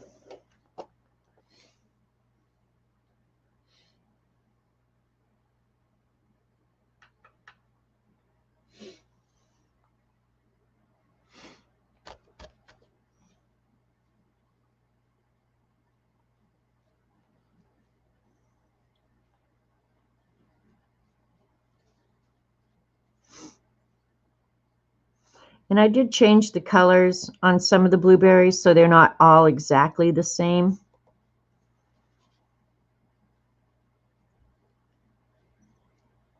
And I should go back and add some indigo here and there. I probably will.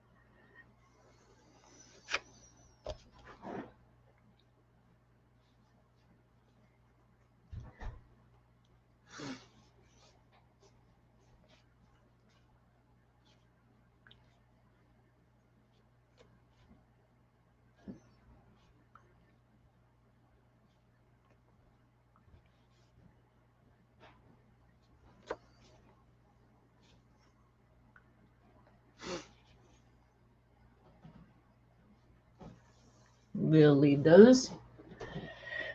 Let's do the pomegranate so that most of the color is on here before we have to end. This is crazy. I'm going to do it all really, really light pink and then go back in and add the darker colors.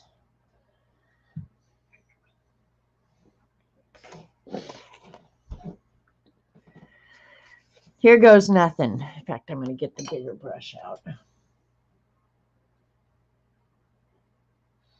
For a bigger area like this, it's just easier to use the bigger brush. And they always say, paint with the biggest brush that you think you can handle.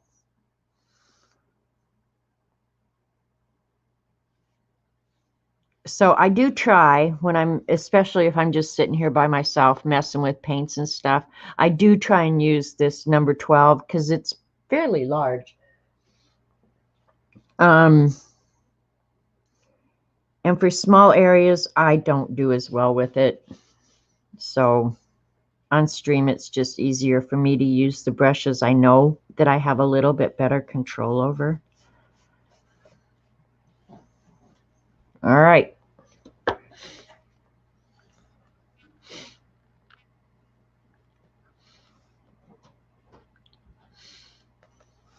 Let's see.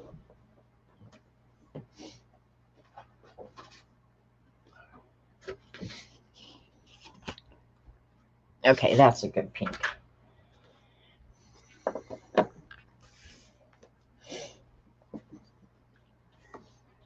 I'm just going to paint the whole thing, and then I'll go back and do the detail.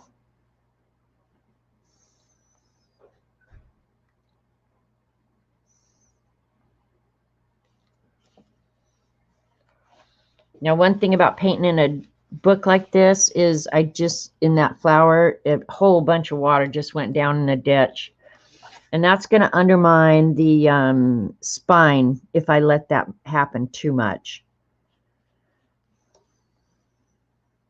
Because I got that really, really wet.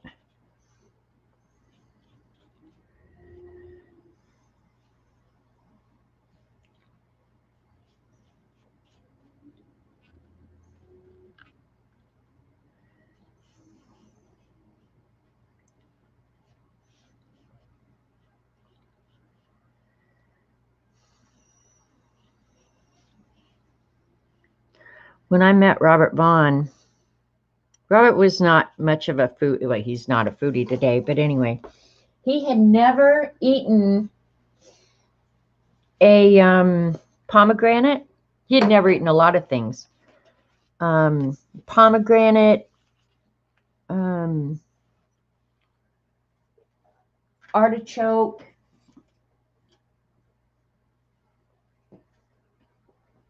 take a pepper. Yeah, I just did. That should be fine now, I think.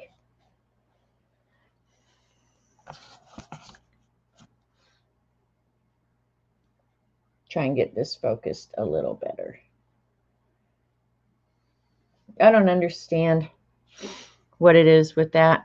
Okay, and this little, well, I'll do that one since this one, well, no, I can go ahead and do it now, I guess.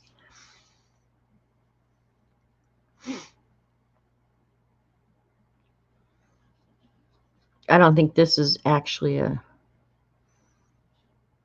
pomegranate, but we're going to use the same color.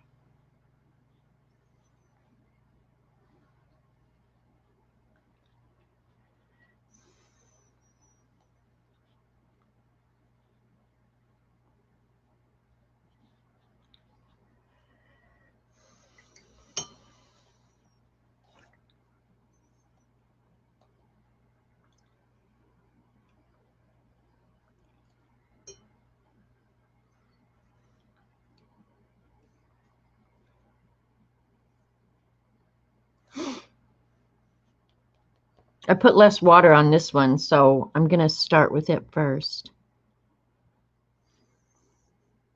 A little bit darker purple than that, I think.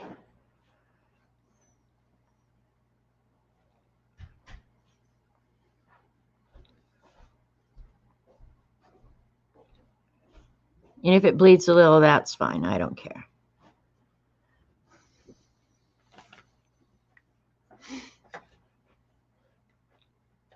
Is that a package for me? I don't think I've ordered anything. All right, we got to look. Joe Doe. Let's see what Robert Vaughn brought in. It is large. Oh, cool. I forgot I ordered this, Robert Vaughn. What is it? Oh, I'm so excited. You guys may have seen it advertised. I think I saw it advertised actually on Instagram. But it's a cutting tool because I'm really a bad fussy cutter, and the blade will turn any direction. We're going to try it. All right, while this paint's wet, let me do that, and then we're going to try that bad boy. An ear scope. No, it's not an ear scope. Robert, get over here. I want to look in your ear. No, it's not an ear scope. What? What are you talking about?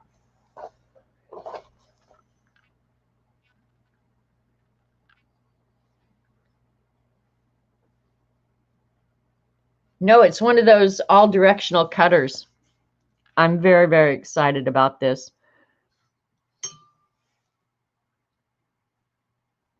I forgot that I ordered it.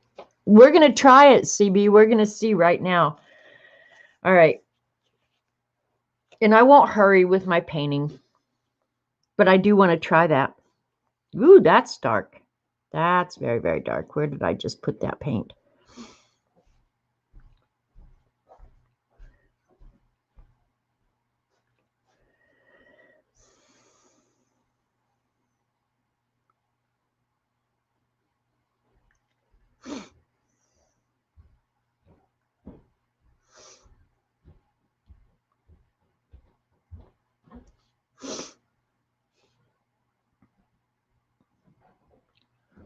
So you guys have seen it. There's also a I've been seeing ads for it, and I probably looked it up on Amazon one time because that's how they do this stuff, you know, like they spy on you, and anything that you talk about in your house or anything, they spy on you, and then they send you ads for that junk.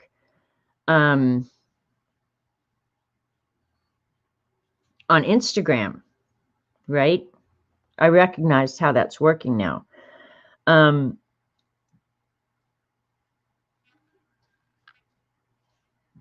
But it's not a cutting tool. It's like a measuring tool. And it's all metal.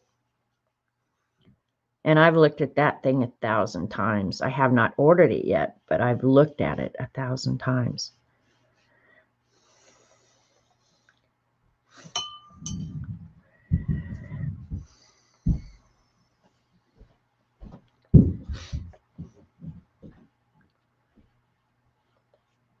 Sounds like Robert's upstairs throwing stuff.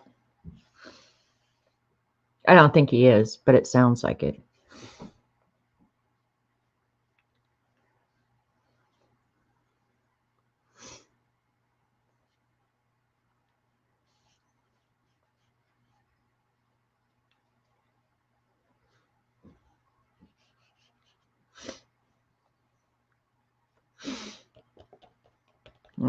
That's still pretty damp.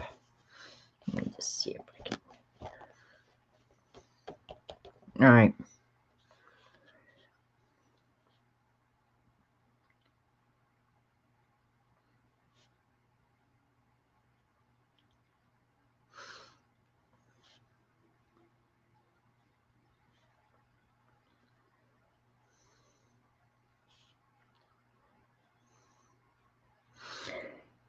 And on the original, it's just random colors here and there. So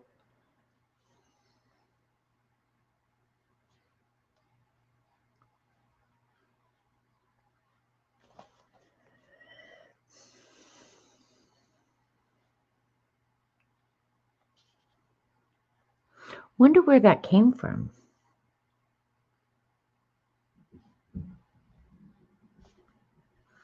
I must have been ordering in my sleep because I didn't remember ordering those Posca pens too.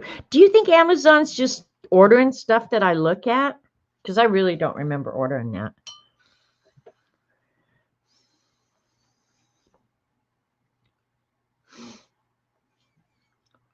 Maybe I'm losing my mind. You think?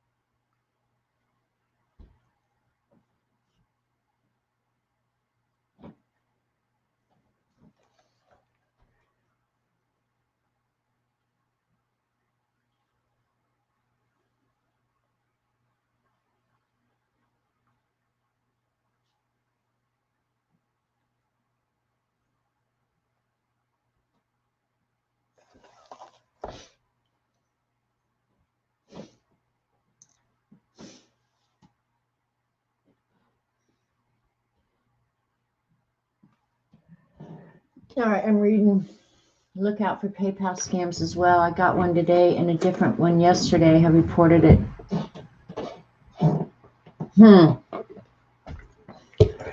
They try and send me scams and stuff all the time on the phone. I just laugh at them and go, whatever.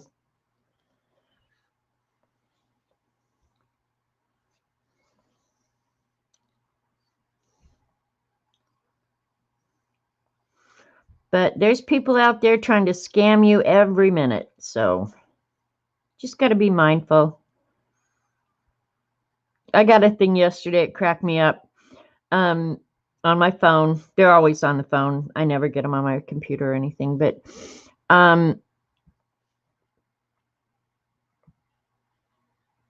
they wanted me to go check my Costco receipt, number 18 or something. I don't know. And indicated that there was going to be a refund or something like that. And I needed to call this money to qualify for my refund. Okay, see you, Dee Dee. Go have a good afternoon. Well, the crazy thing is, I don't even have a Costco. There's not a Costco for 100 miles from me.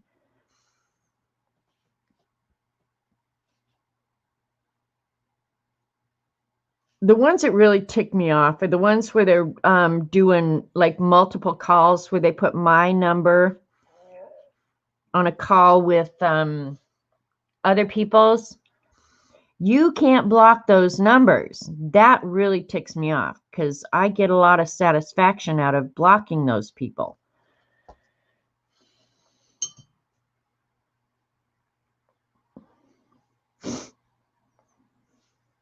I'm adding a little bit of purple in here like they've done. Probably not as much as they have, but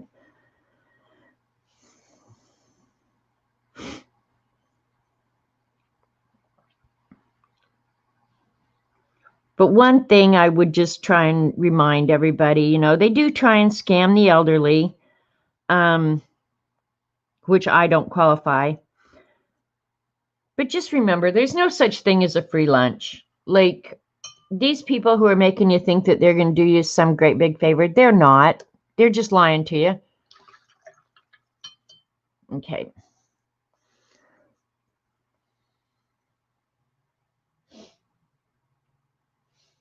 They even clone medical numbers. Yeah. Yeah, there's...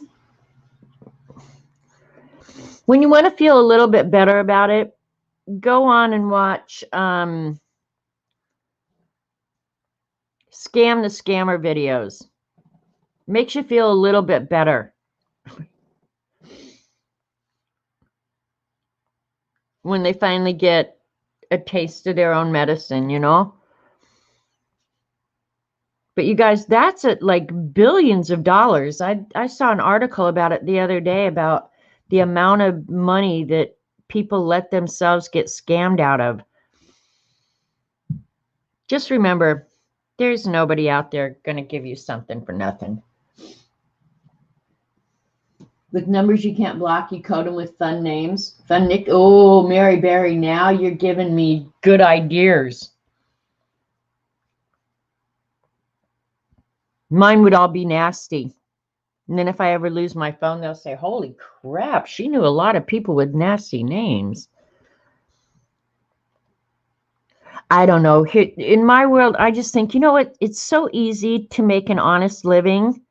Why would you go to that extreme to scam people? Because it can't be easy. I don't know. Maybe I'm naive. I don't know. But I don't think I'll ever fall for a scam. Mary used to. Not really the scam so much as like Publishers Clearinghouse and stuff like that, like signing up for their damn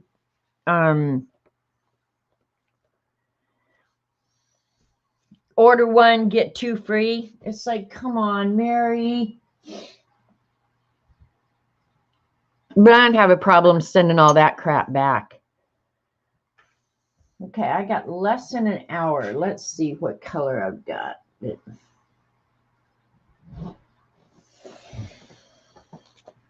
All right, I'm going to pull out. Mine isn't necessarily just like theirs, and I still have to do these leaves. And I still have a lot of detail to do. But I'm not liking the gray leaves. I'm really not. So I'm thinking I'm going to do those. I think I'm going to do those in like the sap green. You don't refer to yourself as old? Classic. I think Tina calls it vintage. You're vintage. Maybe I'll use the, what is it? Light olive or green yellow. Maybe I'll use the green yellow. One of the guys in India told me he couldn't get any other job that pays as much. Lack of education, he said. Well, did you confront them, CB? How did you get them talking about their crap lifestyle? I mean, I've seen them do it on scammers where they finally just break down and admit that, yeah, they are trying to scam you.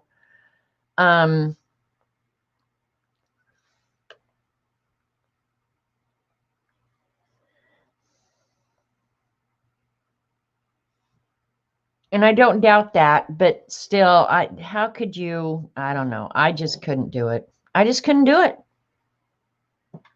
Scamming old people. Of course, I think they all, now this could be like, I don't know, the total wrong way to think about it, but I think they sit over there and think that all Americans are filthy rich and that they don't mind stealing our money because we have more than we can use. And I don't think they have a clear idea of what America is really like.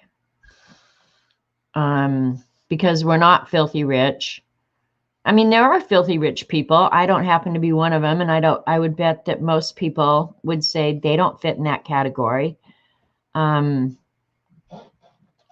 the thing is, why steal from somebody else? Go figure out how to make an honest living.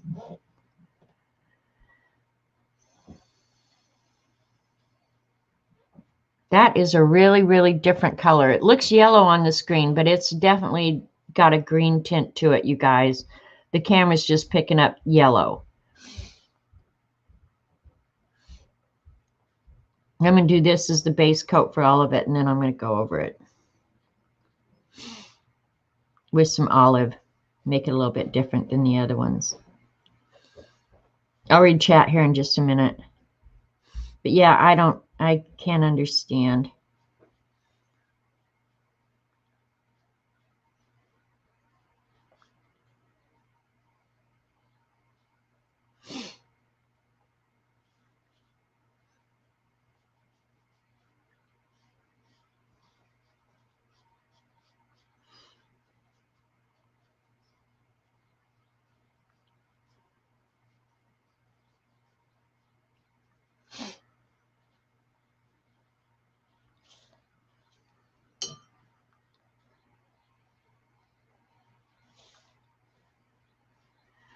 All right, now I'm going to get that olive color out, a real dark olive.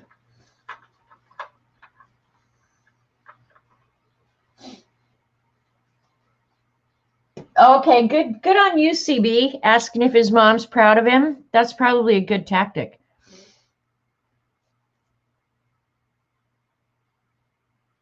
Well, I think there's been enough news about it now that we're less likely to be victims, right? At least I hope a lot of us are, that we know that they're out to scam us.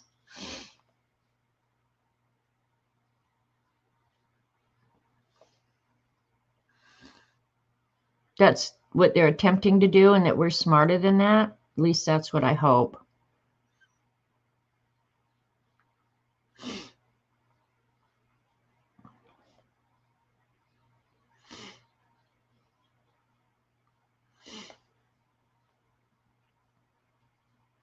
But yeah, when you want to feel better about the whole thing, go watch Scam the Scammers.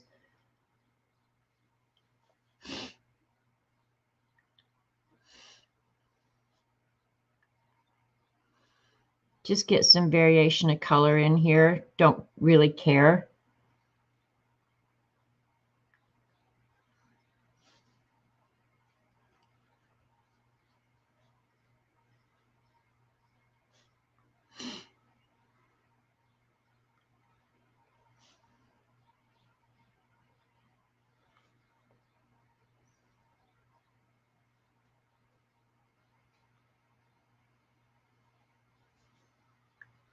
You know, something weird I've been watching lately. I don't even know what it popped up on my recommended, which I thought, well, now this is odd. Why would this come up? But videos on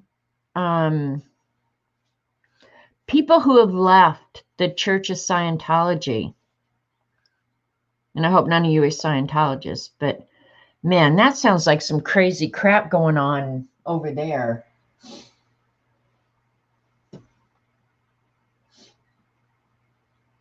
And they think we're not right. Well, CB, there's a lot of people who really aren't, you know, sadly. I may end up having to go in there and do that darker. because I'm not crazy about it next to the yellow. I want it to be more green. So I might go back in after it dries up a little bit. But yeah, I won't mind it down here because the colors are so different. But what ticks me off is they target the elderly, because like one of the big scams that they do is, oh my gosh, you're due a refund. Oh no, we've put too much money into your account. Run over to Walmart and get a gift card. If you ever hear that, run for your life.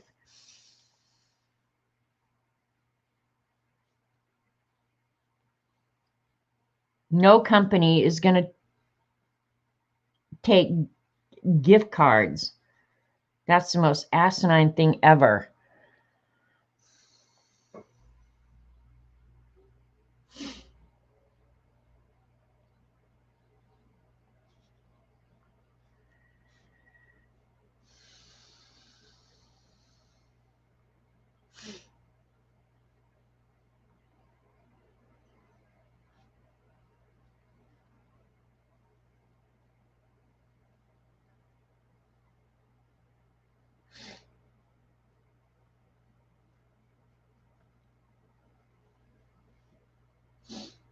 Thanks, Mary. Since you can't see any detail, I guess the colors is all you got to look at, right? I'm going to have to figure it out. I don't even know where to start, though, because what honestly can I do? Because I know it's not my internet. My internet is really, really fast.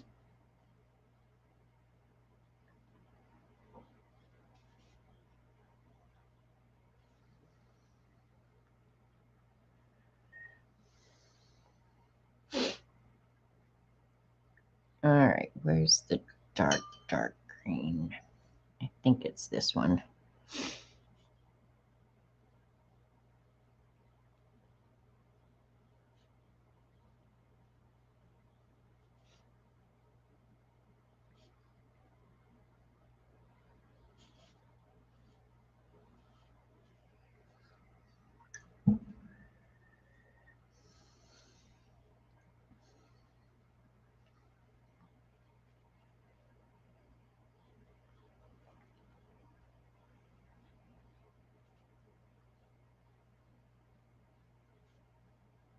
Now I'm just trying to get those lines a little bit less harsh.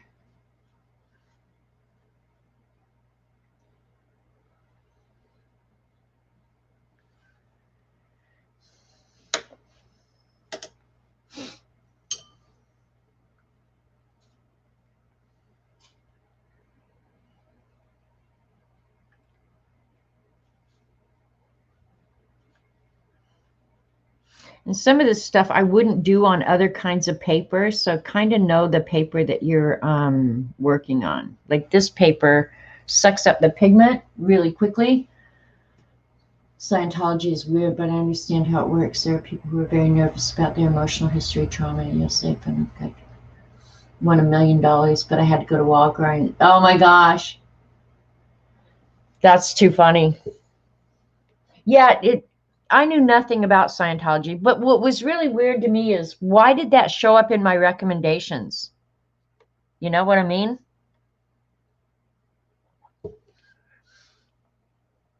What had I searched for, or why did that come up in my recommendations?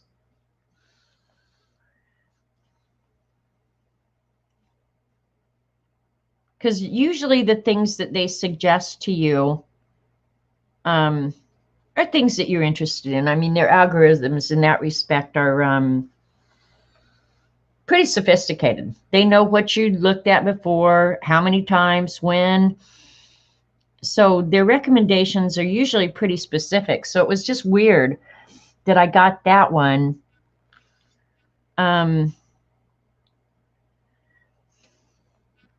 Because yeah, what have I done? I don't, as a rule, I don't look up, well, now I'll look up Bible passages and stuff like that. But yeah, I've never, I don't think, done anything to indicate that I would be interested in something like that.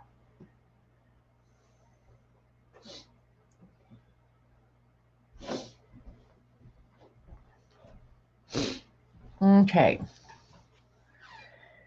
Let's go with the purple. What color do we want to add with that to soften it? The black shadow violet, I think.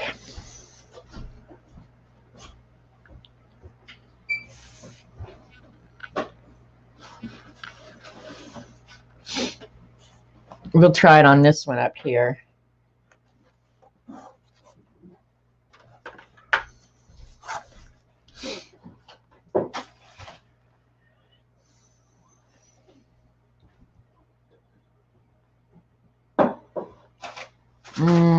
Not sure I like that.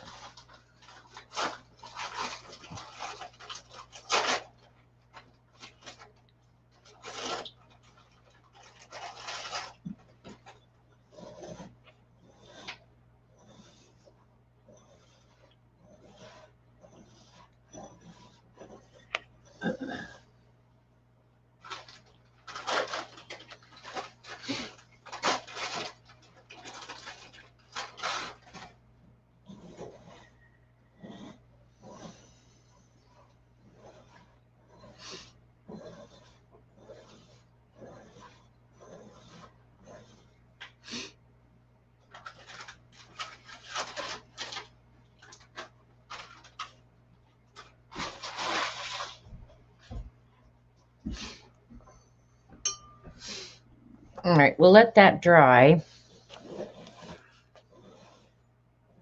Yeah, not sure I like that at all, but that's okay because we're going to add more color.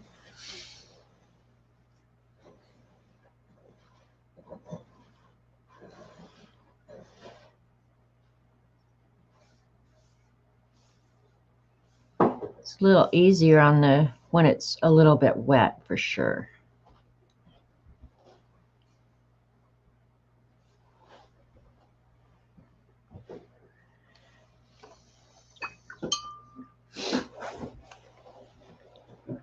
All right, I don't have a huge amount of time left, so I'm going to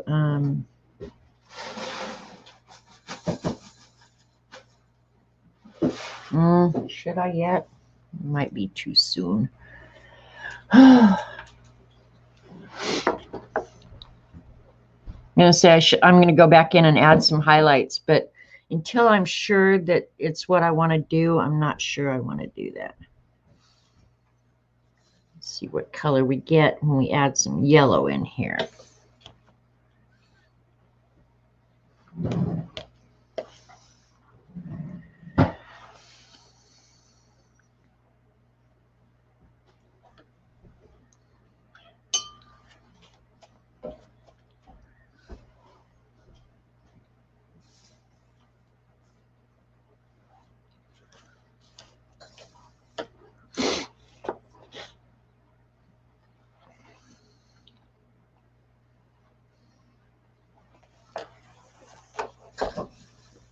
Oh, sorry.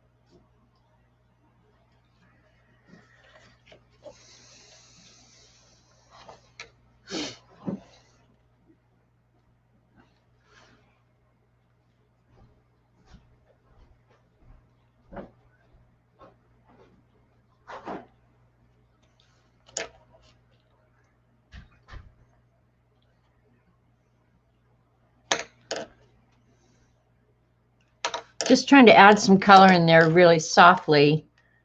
Because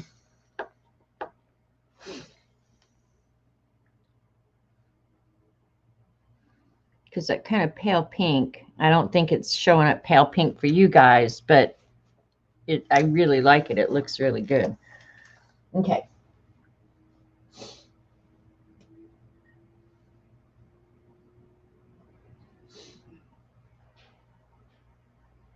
Yeah, I know, Miss Berry. I found out a lot about it that I didn't know before. All right, I'm going to add some indigo on those blueberries, give them a little bit of depth because right now they're just really flat, flat, flat on the page. But overall, I'm not too unhappy. Like I'm going to darken this in here for sure. But I think I'm going to add some indigo.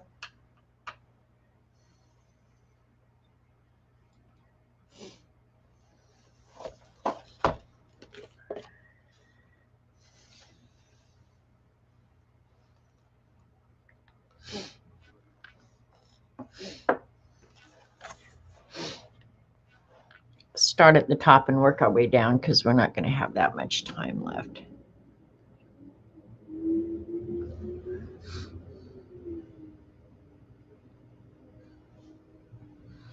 And these are dry now, so whatever color I put on top of these should not move.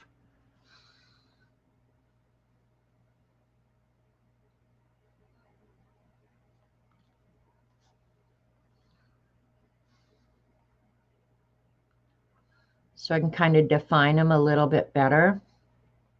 That's the hope.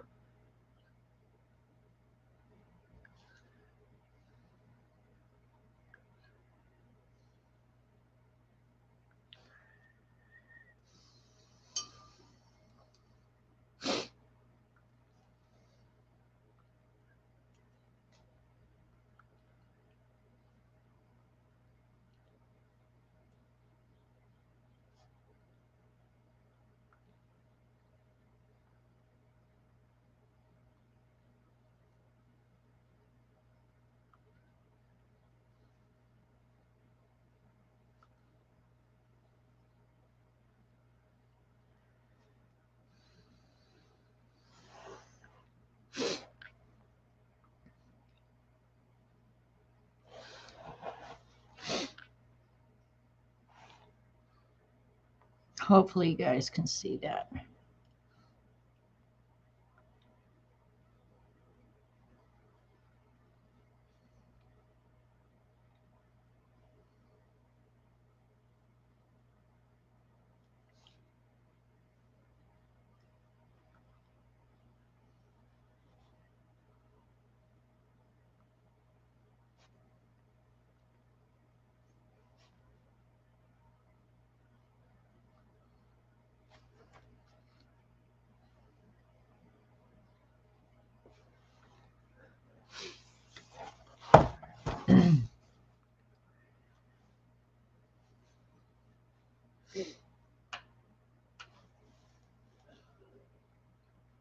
Thanks, Brenda.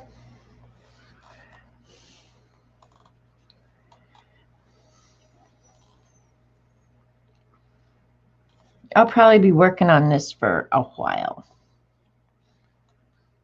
It's a lot of painting for a little time.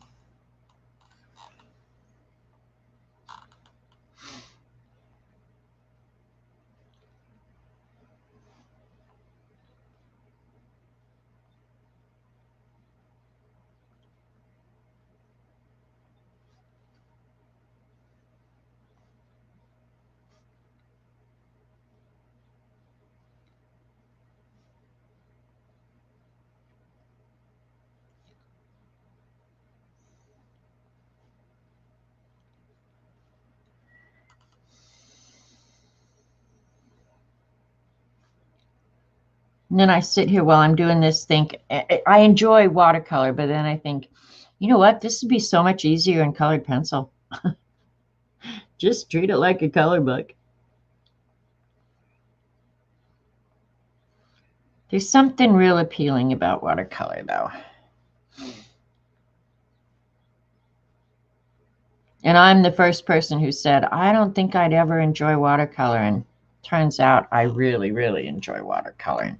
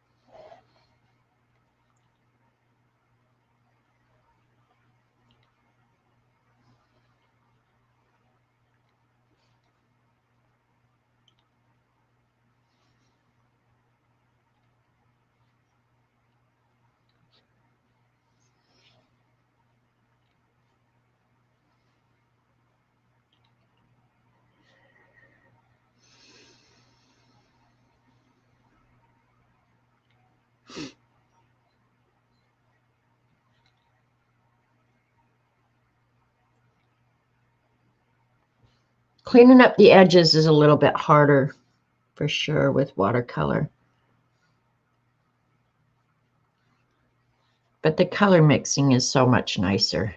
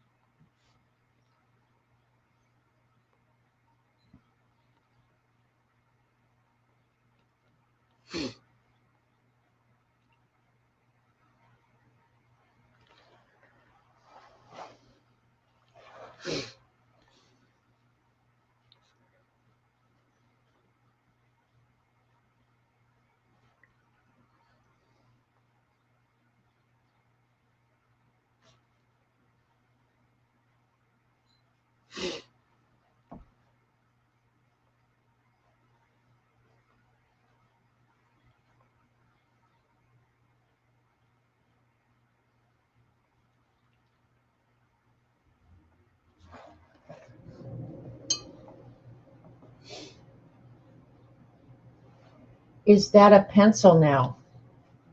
Thanks, Sharon. No, I haven't used any pencil on it. I probably won't use pencil on this. I haven't so far in this book. I might go in and use some for highlights at the end. I might go in and add some Posca acrylic for white highlights, but that's probably all I'll do.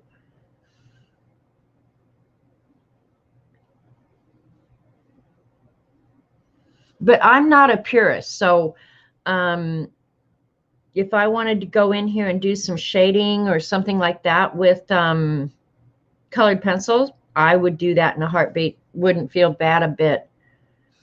Because I don't forget that I'm doing this simply for my and your enjoyment. I'm not going to sell this. I'm not going to show it in a gallery. This is strictly for my personal enjoyment and learning. I don't know how long I've been doing watercolor. Over a year now, year and a half, 2 years maybe. And yeah, I'm only doing this for my enjoyment. So there's no rules about that. I will go back in and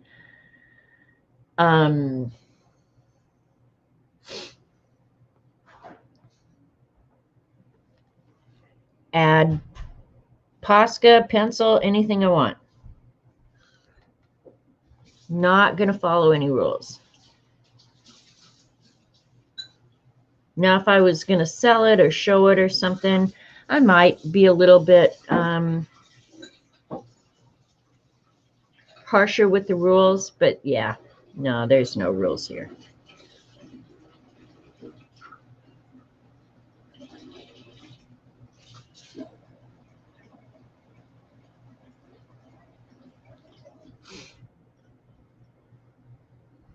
It's more like a challenge with myself, you know?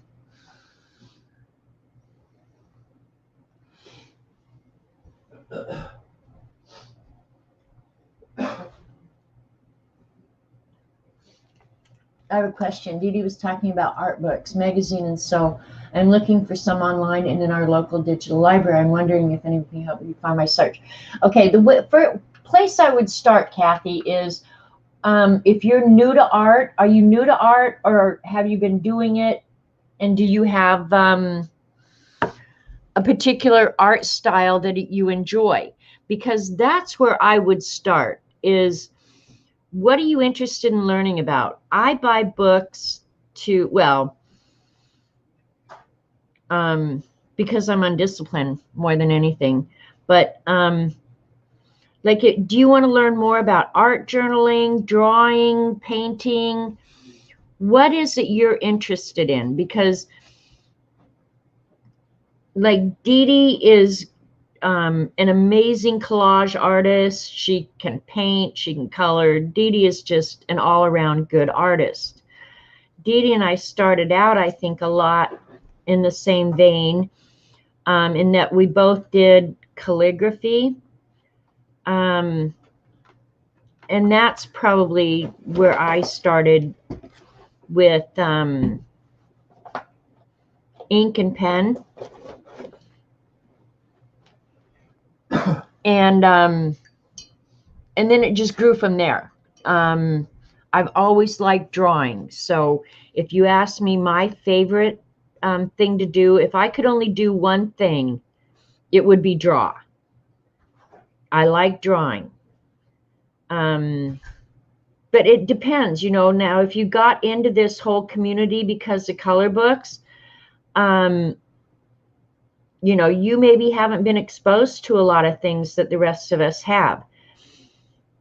So, yeah, you just got to, I would just go with what I think I want to learn more about, is kind of how I would approach Dee Dee's art book thing. Dee Dee and I think one of the reasons we became good friends is we have so many similarities, whether it be kind of art we enjoy. But another thing too is Dee Dee and I are almost the exact same age. So the influences that we were exposed to as young people are very much the same. I'm trying to get rid of the harsh lines here now. So yeah, I would start with something that I'm interested in. What are my interests?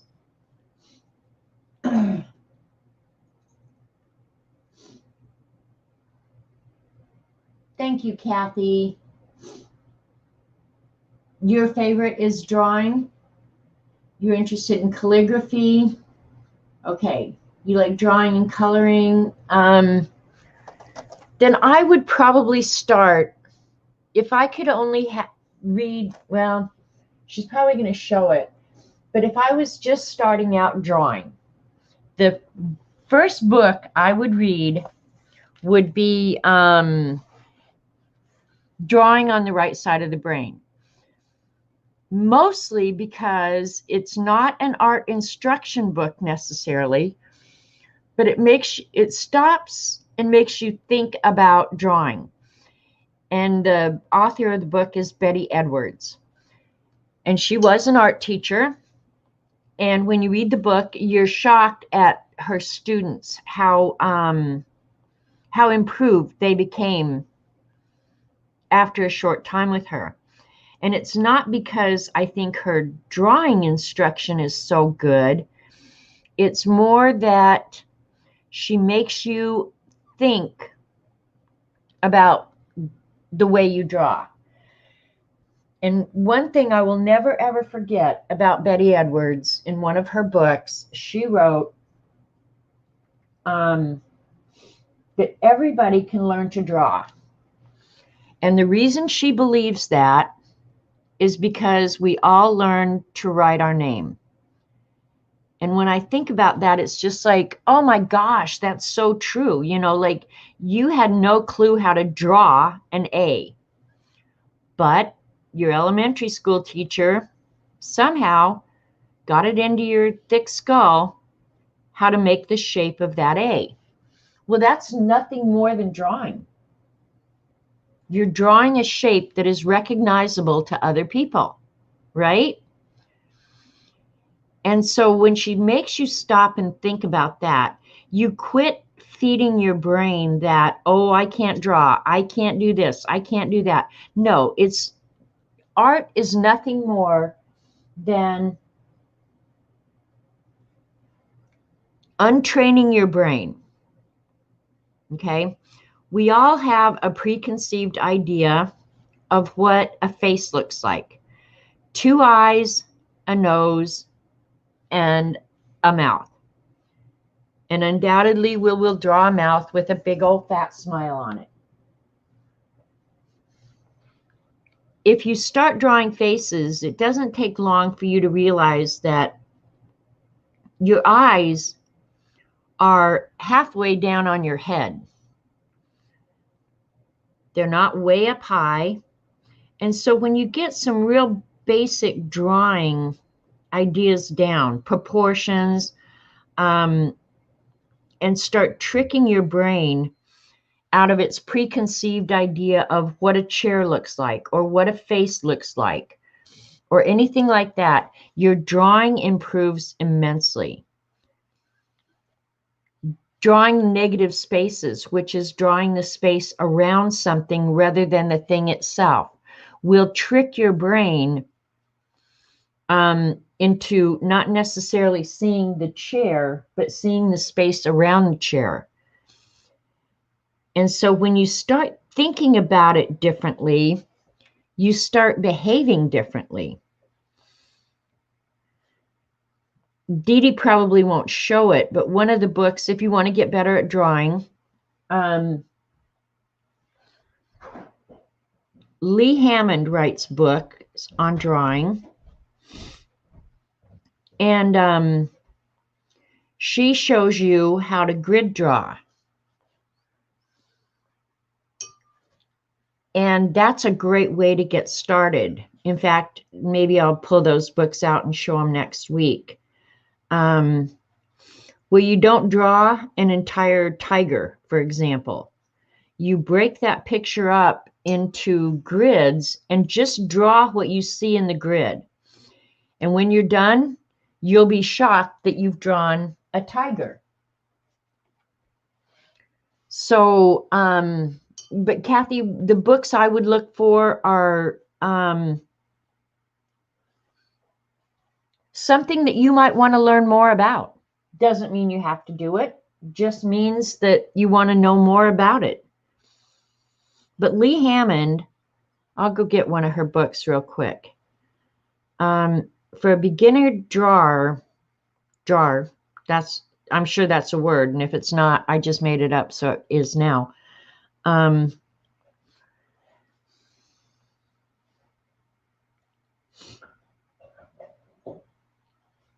It's a great way to approach drawing. Let me go get it right now while this is drying. I really like those blue flowers. I want to add the yellow too. So let me just go grab one real quick so you can see what I'm talking about. What are you looking for? I'm looking for the keys, but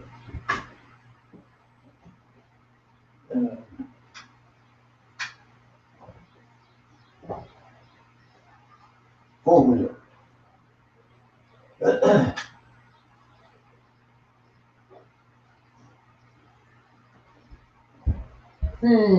Can't help you. Okay. I didn't think you ever brought that in the house, but maybe you do. Usually I don't. All right, this is one of her books, Big Book of Drawing.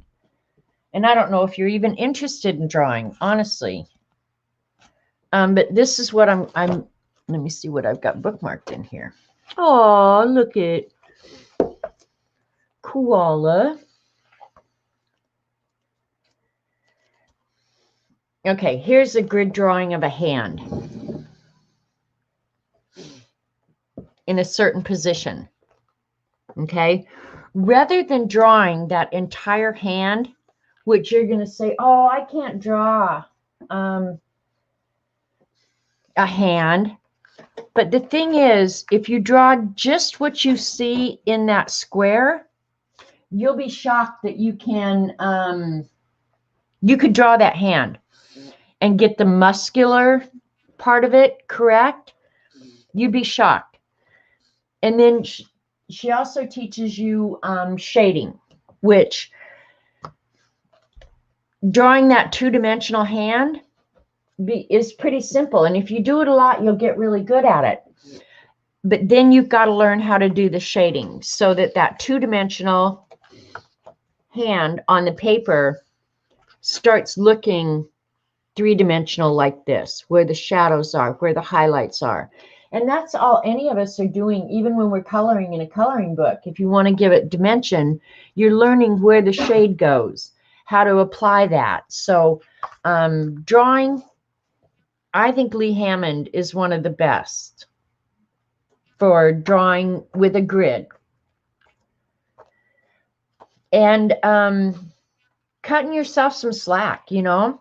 Everything you draw is not going to be perfect. It's not going to be great, but at least you're trying. And the one thing is, most of us I know are retired. We're all sitting at home. One thing I recommended to that girl on Twitter about how do you guys like retirement is find something you enjoy doing. Okay, here's George Washington with a grid. I don't know if I did that or if one of the kids did that. But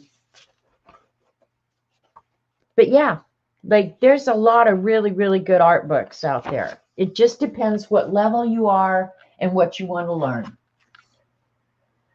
But yeah, you do have to study what you're interested in. If you're not interested in it, give it a day or two and you're done. You'll go turn on the TV and sit your fat ass on the couch.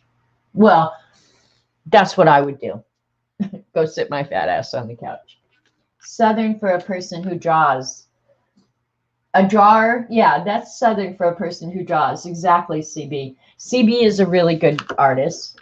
Gotta go, thanks. And I'm gonna call it a day here pretty quick, and I'm not gonna finish my painting. But you know, these are the type of books that Dee Dee's talking about. Dee Dee won't have these Lee Hammond ones, but an awful lot of the ones that Dee Dee will show, I have the same books. All right, I'm going to add some yellow to this flower in here. And then, yeah, call it a day because you guys, I'm sure, have better stuff to do.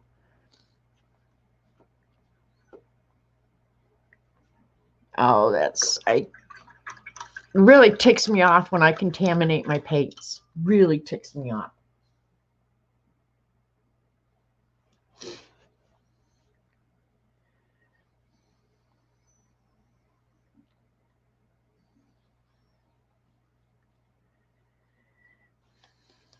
That flower is still a little damp, but it shouldn't spread.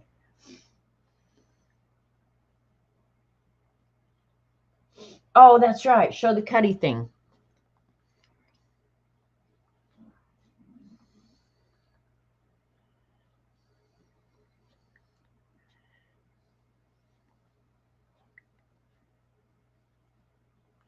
Okay, so if you were watching that right there, by doing the yellow and add a little bit of orange on one side, I've given the illusion of depth. There's actually no depth. This is the same sheet of paper that it's been since I opened the book, right? But I've created an illusion. It's almost nothing more than magic. Now, if I add a white spot over here and give you the highlight and the shadow, all of a sudden you're seeing 3 dimensions where there are none. And that's all art is about, really. All right, I'm going to put this yellow one in, and then I'll show it next week after I get it done.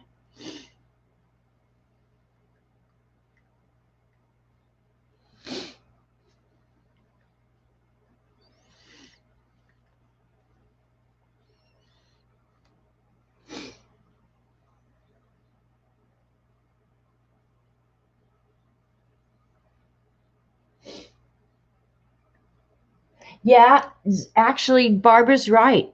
Were you here at the beginning when I showed the Zentangle? Zentangle is, you know, if you're not don't want to buy a bunch of supplies and you just want to create, Zentangle is a great place to start.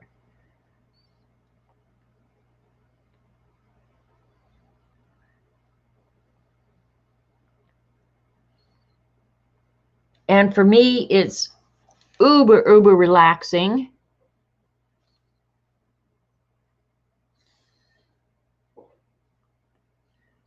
By adding a little bit of red to that edge, I've just provided a little bit more depth. You guys aren't going to see it that great, but up close.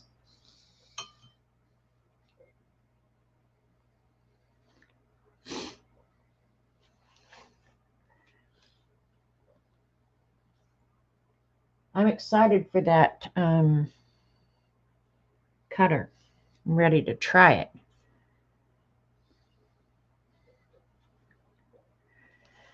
Okay, we'll put this aside and mess with it later. Let me see if there's a name of that cutter in the packaging. And it comes with, I guess, extra blades.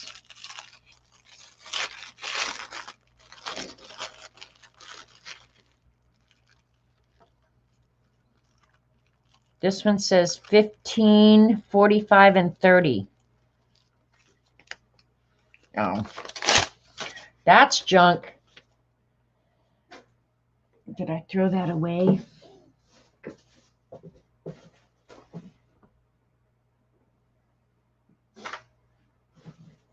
Hang on, I'm looking for the packaging to see if there's a name.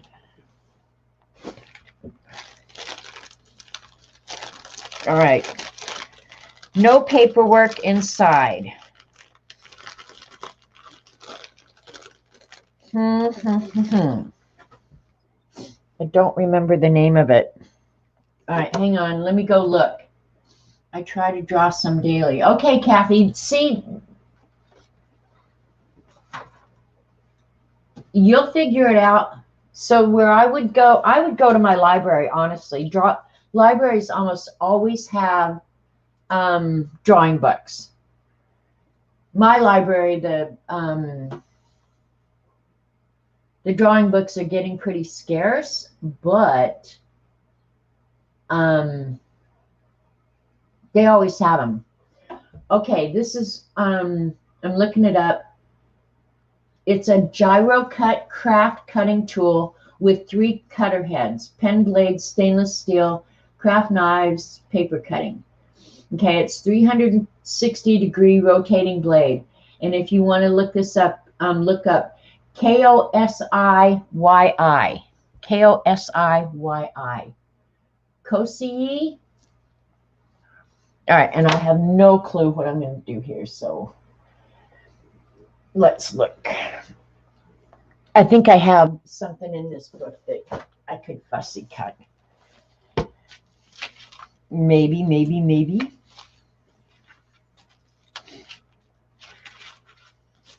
This is going to be hard for me because you guys know that I love a good ruler. Oh, I already fussy cut everything out. All right. Problem. Houston, we got a problem. We'll just get out a piece of paper.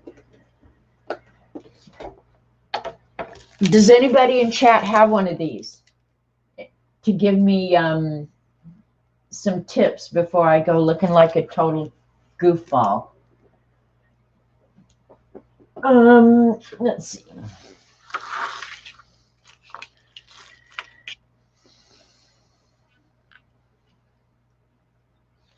All right, so this one,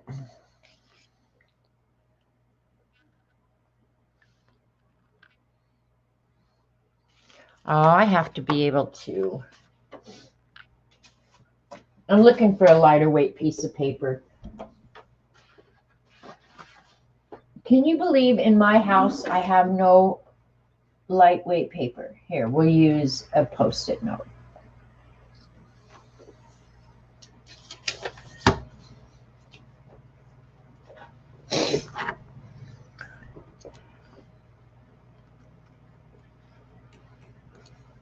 Oh, this is going to be weird to get used to.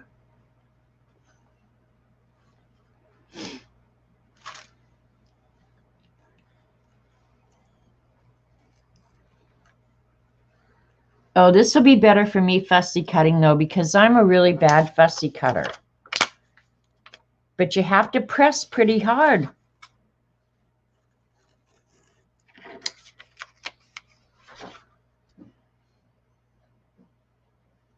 And if you have to match it back up, that's a weird thing here.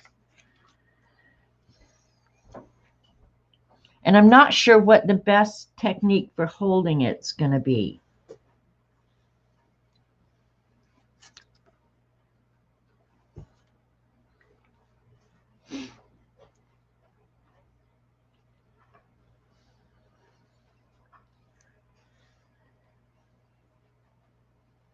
You have to put some pretty good pressure on it, you guys. And I'm cutting, this is Post-it note paper. So, yeah.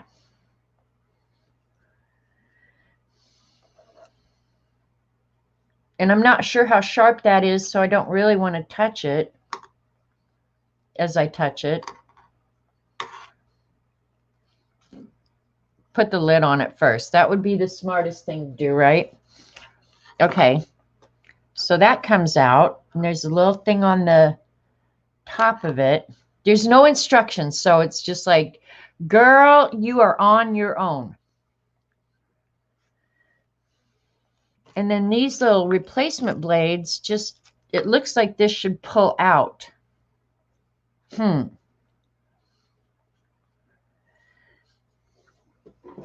YouTube it. There you go, Brenda. You can fix your washing machine if you've got YouTube. Hey, Julie. Yeah, Linda Berry's book's good. Only Berry is spelled B-E-R-R-Y, Barbara. But Linda Berry is really awesome. Yeah, her syllabus book probably screws out. That's what I'm wondering. And I don't have a... God, I hope I didn't break this already.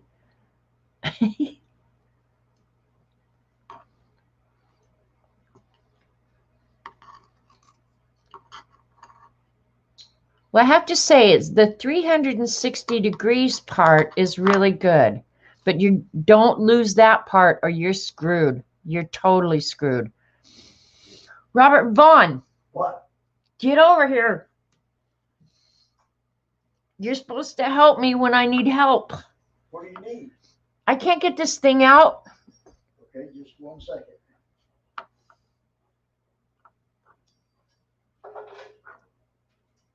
We'll see what Robert Vaughn comes up with, because he can, it's B-A-R-R-Y, Barbara? Really? Maybe it's Linda that I'm thinking of. Okay, that silver part, these are replacement parts to it. So that's got to come out so I can put that in. Come out of this? Yeah, but it doesn't appear as though there are screw. No, goofball, the silver thing, I leave that on so you don't cut yourself. Yeah. Well, it's not supposed to come out of there. It's pressed in there. Well, why wouldn't they, it's pressed in there. no, because these replacements have to go in that go in here. Okay. Did I give you a big challenge when you have other stuff to do? If you don't want to screw with it right now, don't worry about it. I'll mess with it and show them again next week. No, I'll do it here in just a minute now.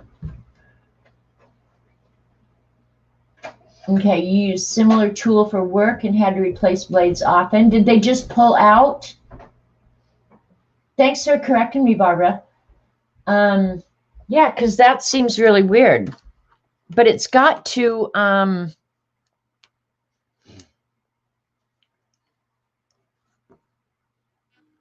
yeah, it's got to come out. I don't know. Just what you need is more hassle in your life, right? But do yours just pull right out? And I didn't know what to explain. When they show it on the advertisement, it looks really effortless, you know, like she's just going psh, cut. So it looks effortless. I wasn't really expecting that. I mean, I'm not that big of a dope. It was X-Acto and worked like an X-Acto. Okay, now see, X-Acto, I could see if you had to screw something out of it or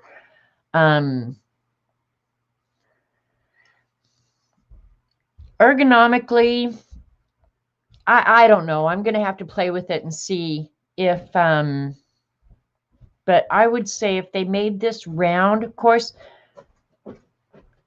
did you broke it already? Uh-huh. How'd you broke it? Where's the little lid for it? Right here. Thank you, honey. Uh-huh. How did you do it though now? Just took all Did you do it with, manpower I had okay, but you did it with your hands and not a tool. with my hands not moving. Why'd you have to go downstairs to do that then? Well, because I was looking for some keys at the same time. Oh my God. All right, now I'm looking here. If you put these in and take them out very much, and boy, they've got to go in exactly straight. This is plastic. I can see already that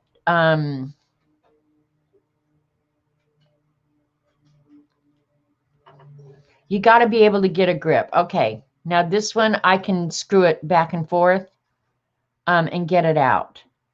So, but yeah, if you don't get that in there exactly straight, you're going to have issues. So, Twist it as you put it in. thank you, honey. Okay. And I don't know how sharp that is. So I'm on one hand, I'm a little bit afraid of cutting my finger off.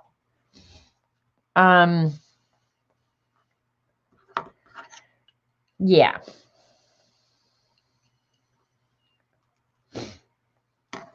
Okay. And then this little thing that locks it in with much wear and tear, I think you're going to have issues with that. Just saying. Yeah, exactly, Rachel. A 5-year-old could do it. Well, unfortunately, I don't have a 5-year-old. I do have.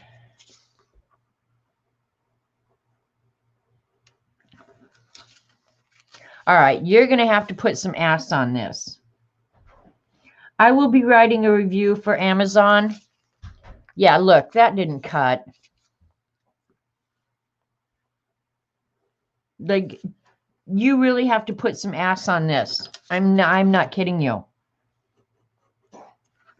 right, CB, save your money. Save your money. Because they make it look like it's really sharp and that it's going to cut effortlessly. That's not being my experience. Just saying, I'm not sure if I'd seen somebody actually use this before that I would buy it, honestly.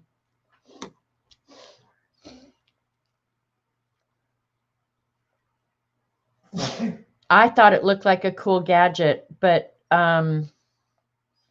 based on what I'm seeing here, unless I'm not doing something now, it could be user error, you guys. I'm definitely going to go on YouTube and look, but that's not near sharp enough. I'm used to X-Acto sharpness. Yeah, Robert Vaughn, he's a good egg.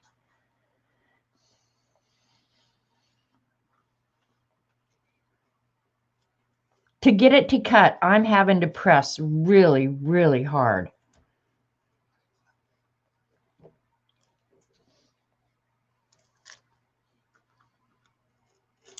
I'm really having to press. So CB, yeah. And I don't know how long those blades. are going to stay sharp. But I am going to go online. I am going to go on YouTube and look at this.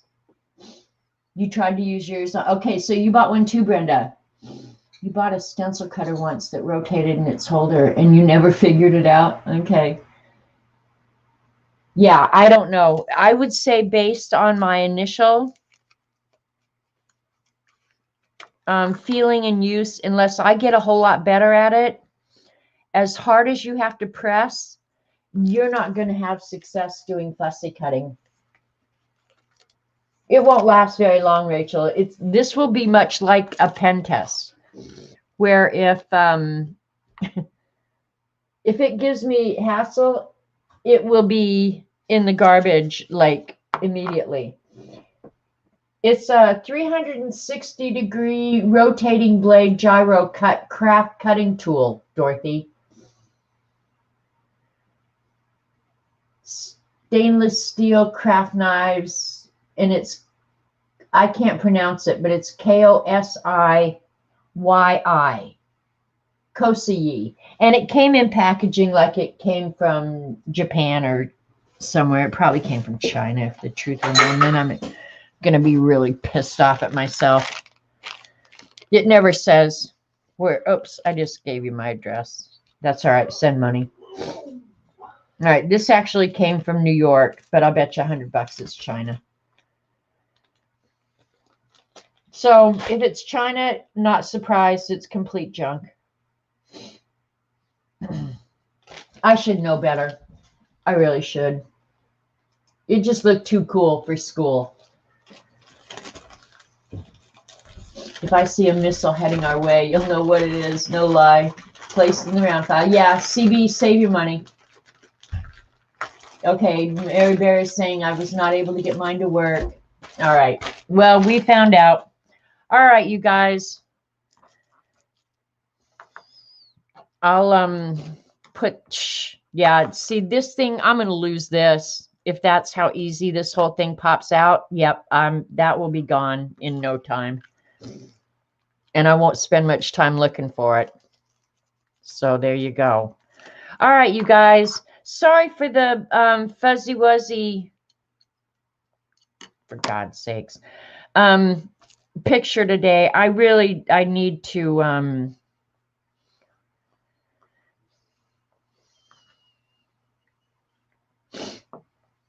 look into that. I really do. Yeah, I would say unless I tell you next week that this is a really cool thing, everybody ought to have one, don't order it. Save your money and buy scissors. All right, you guys, I'm out of here. I'll show the finished painting next week. I appreciate you guys hanging with me. Go have a fun afternoon. Love you. See you. Bye. Be kind. Adios.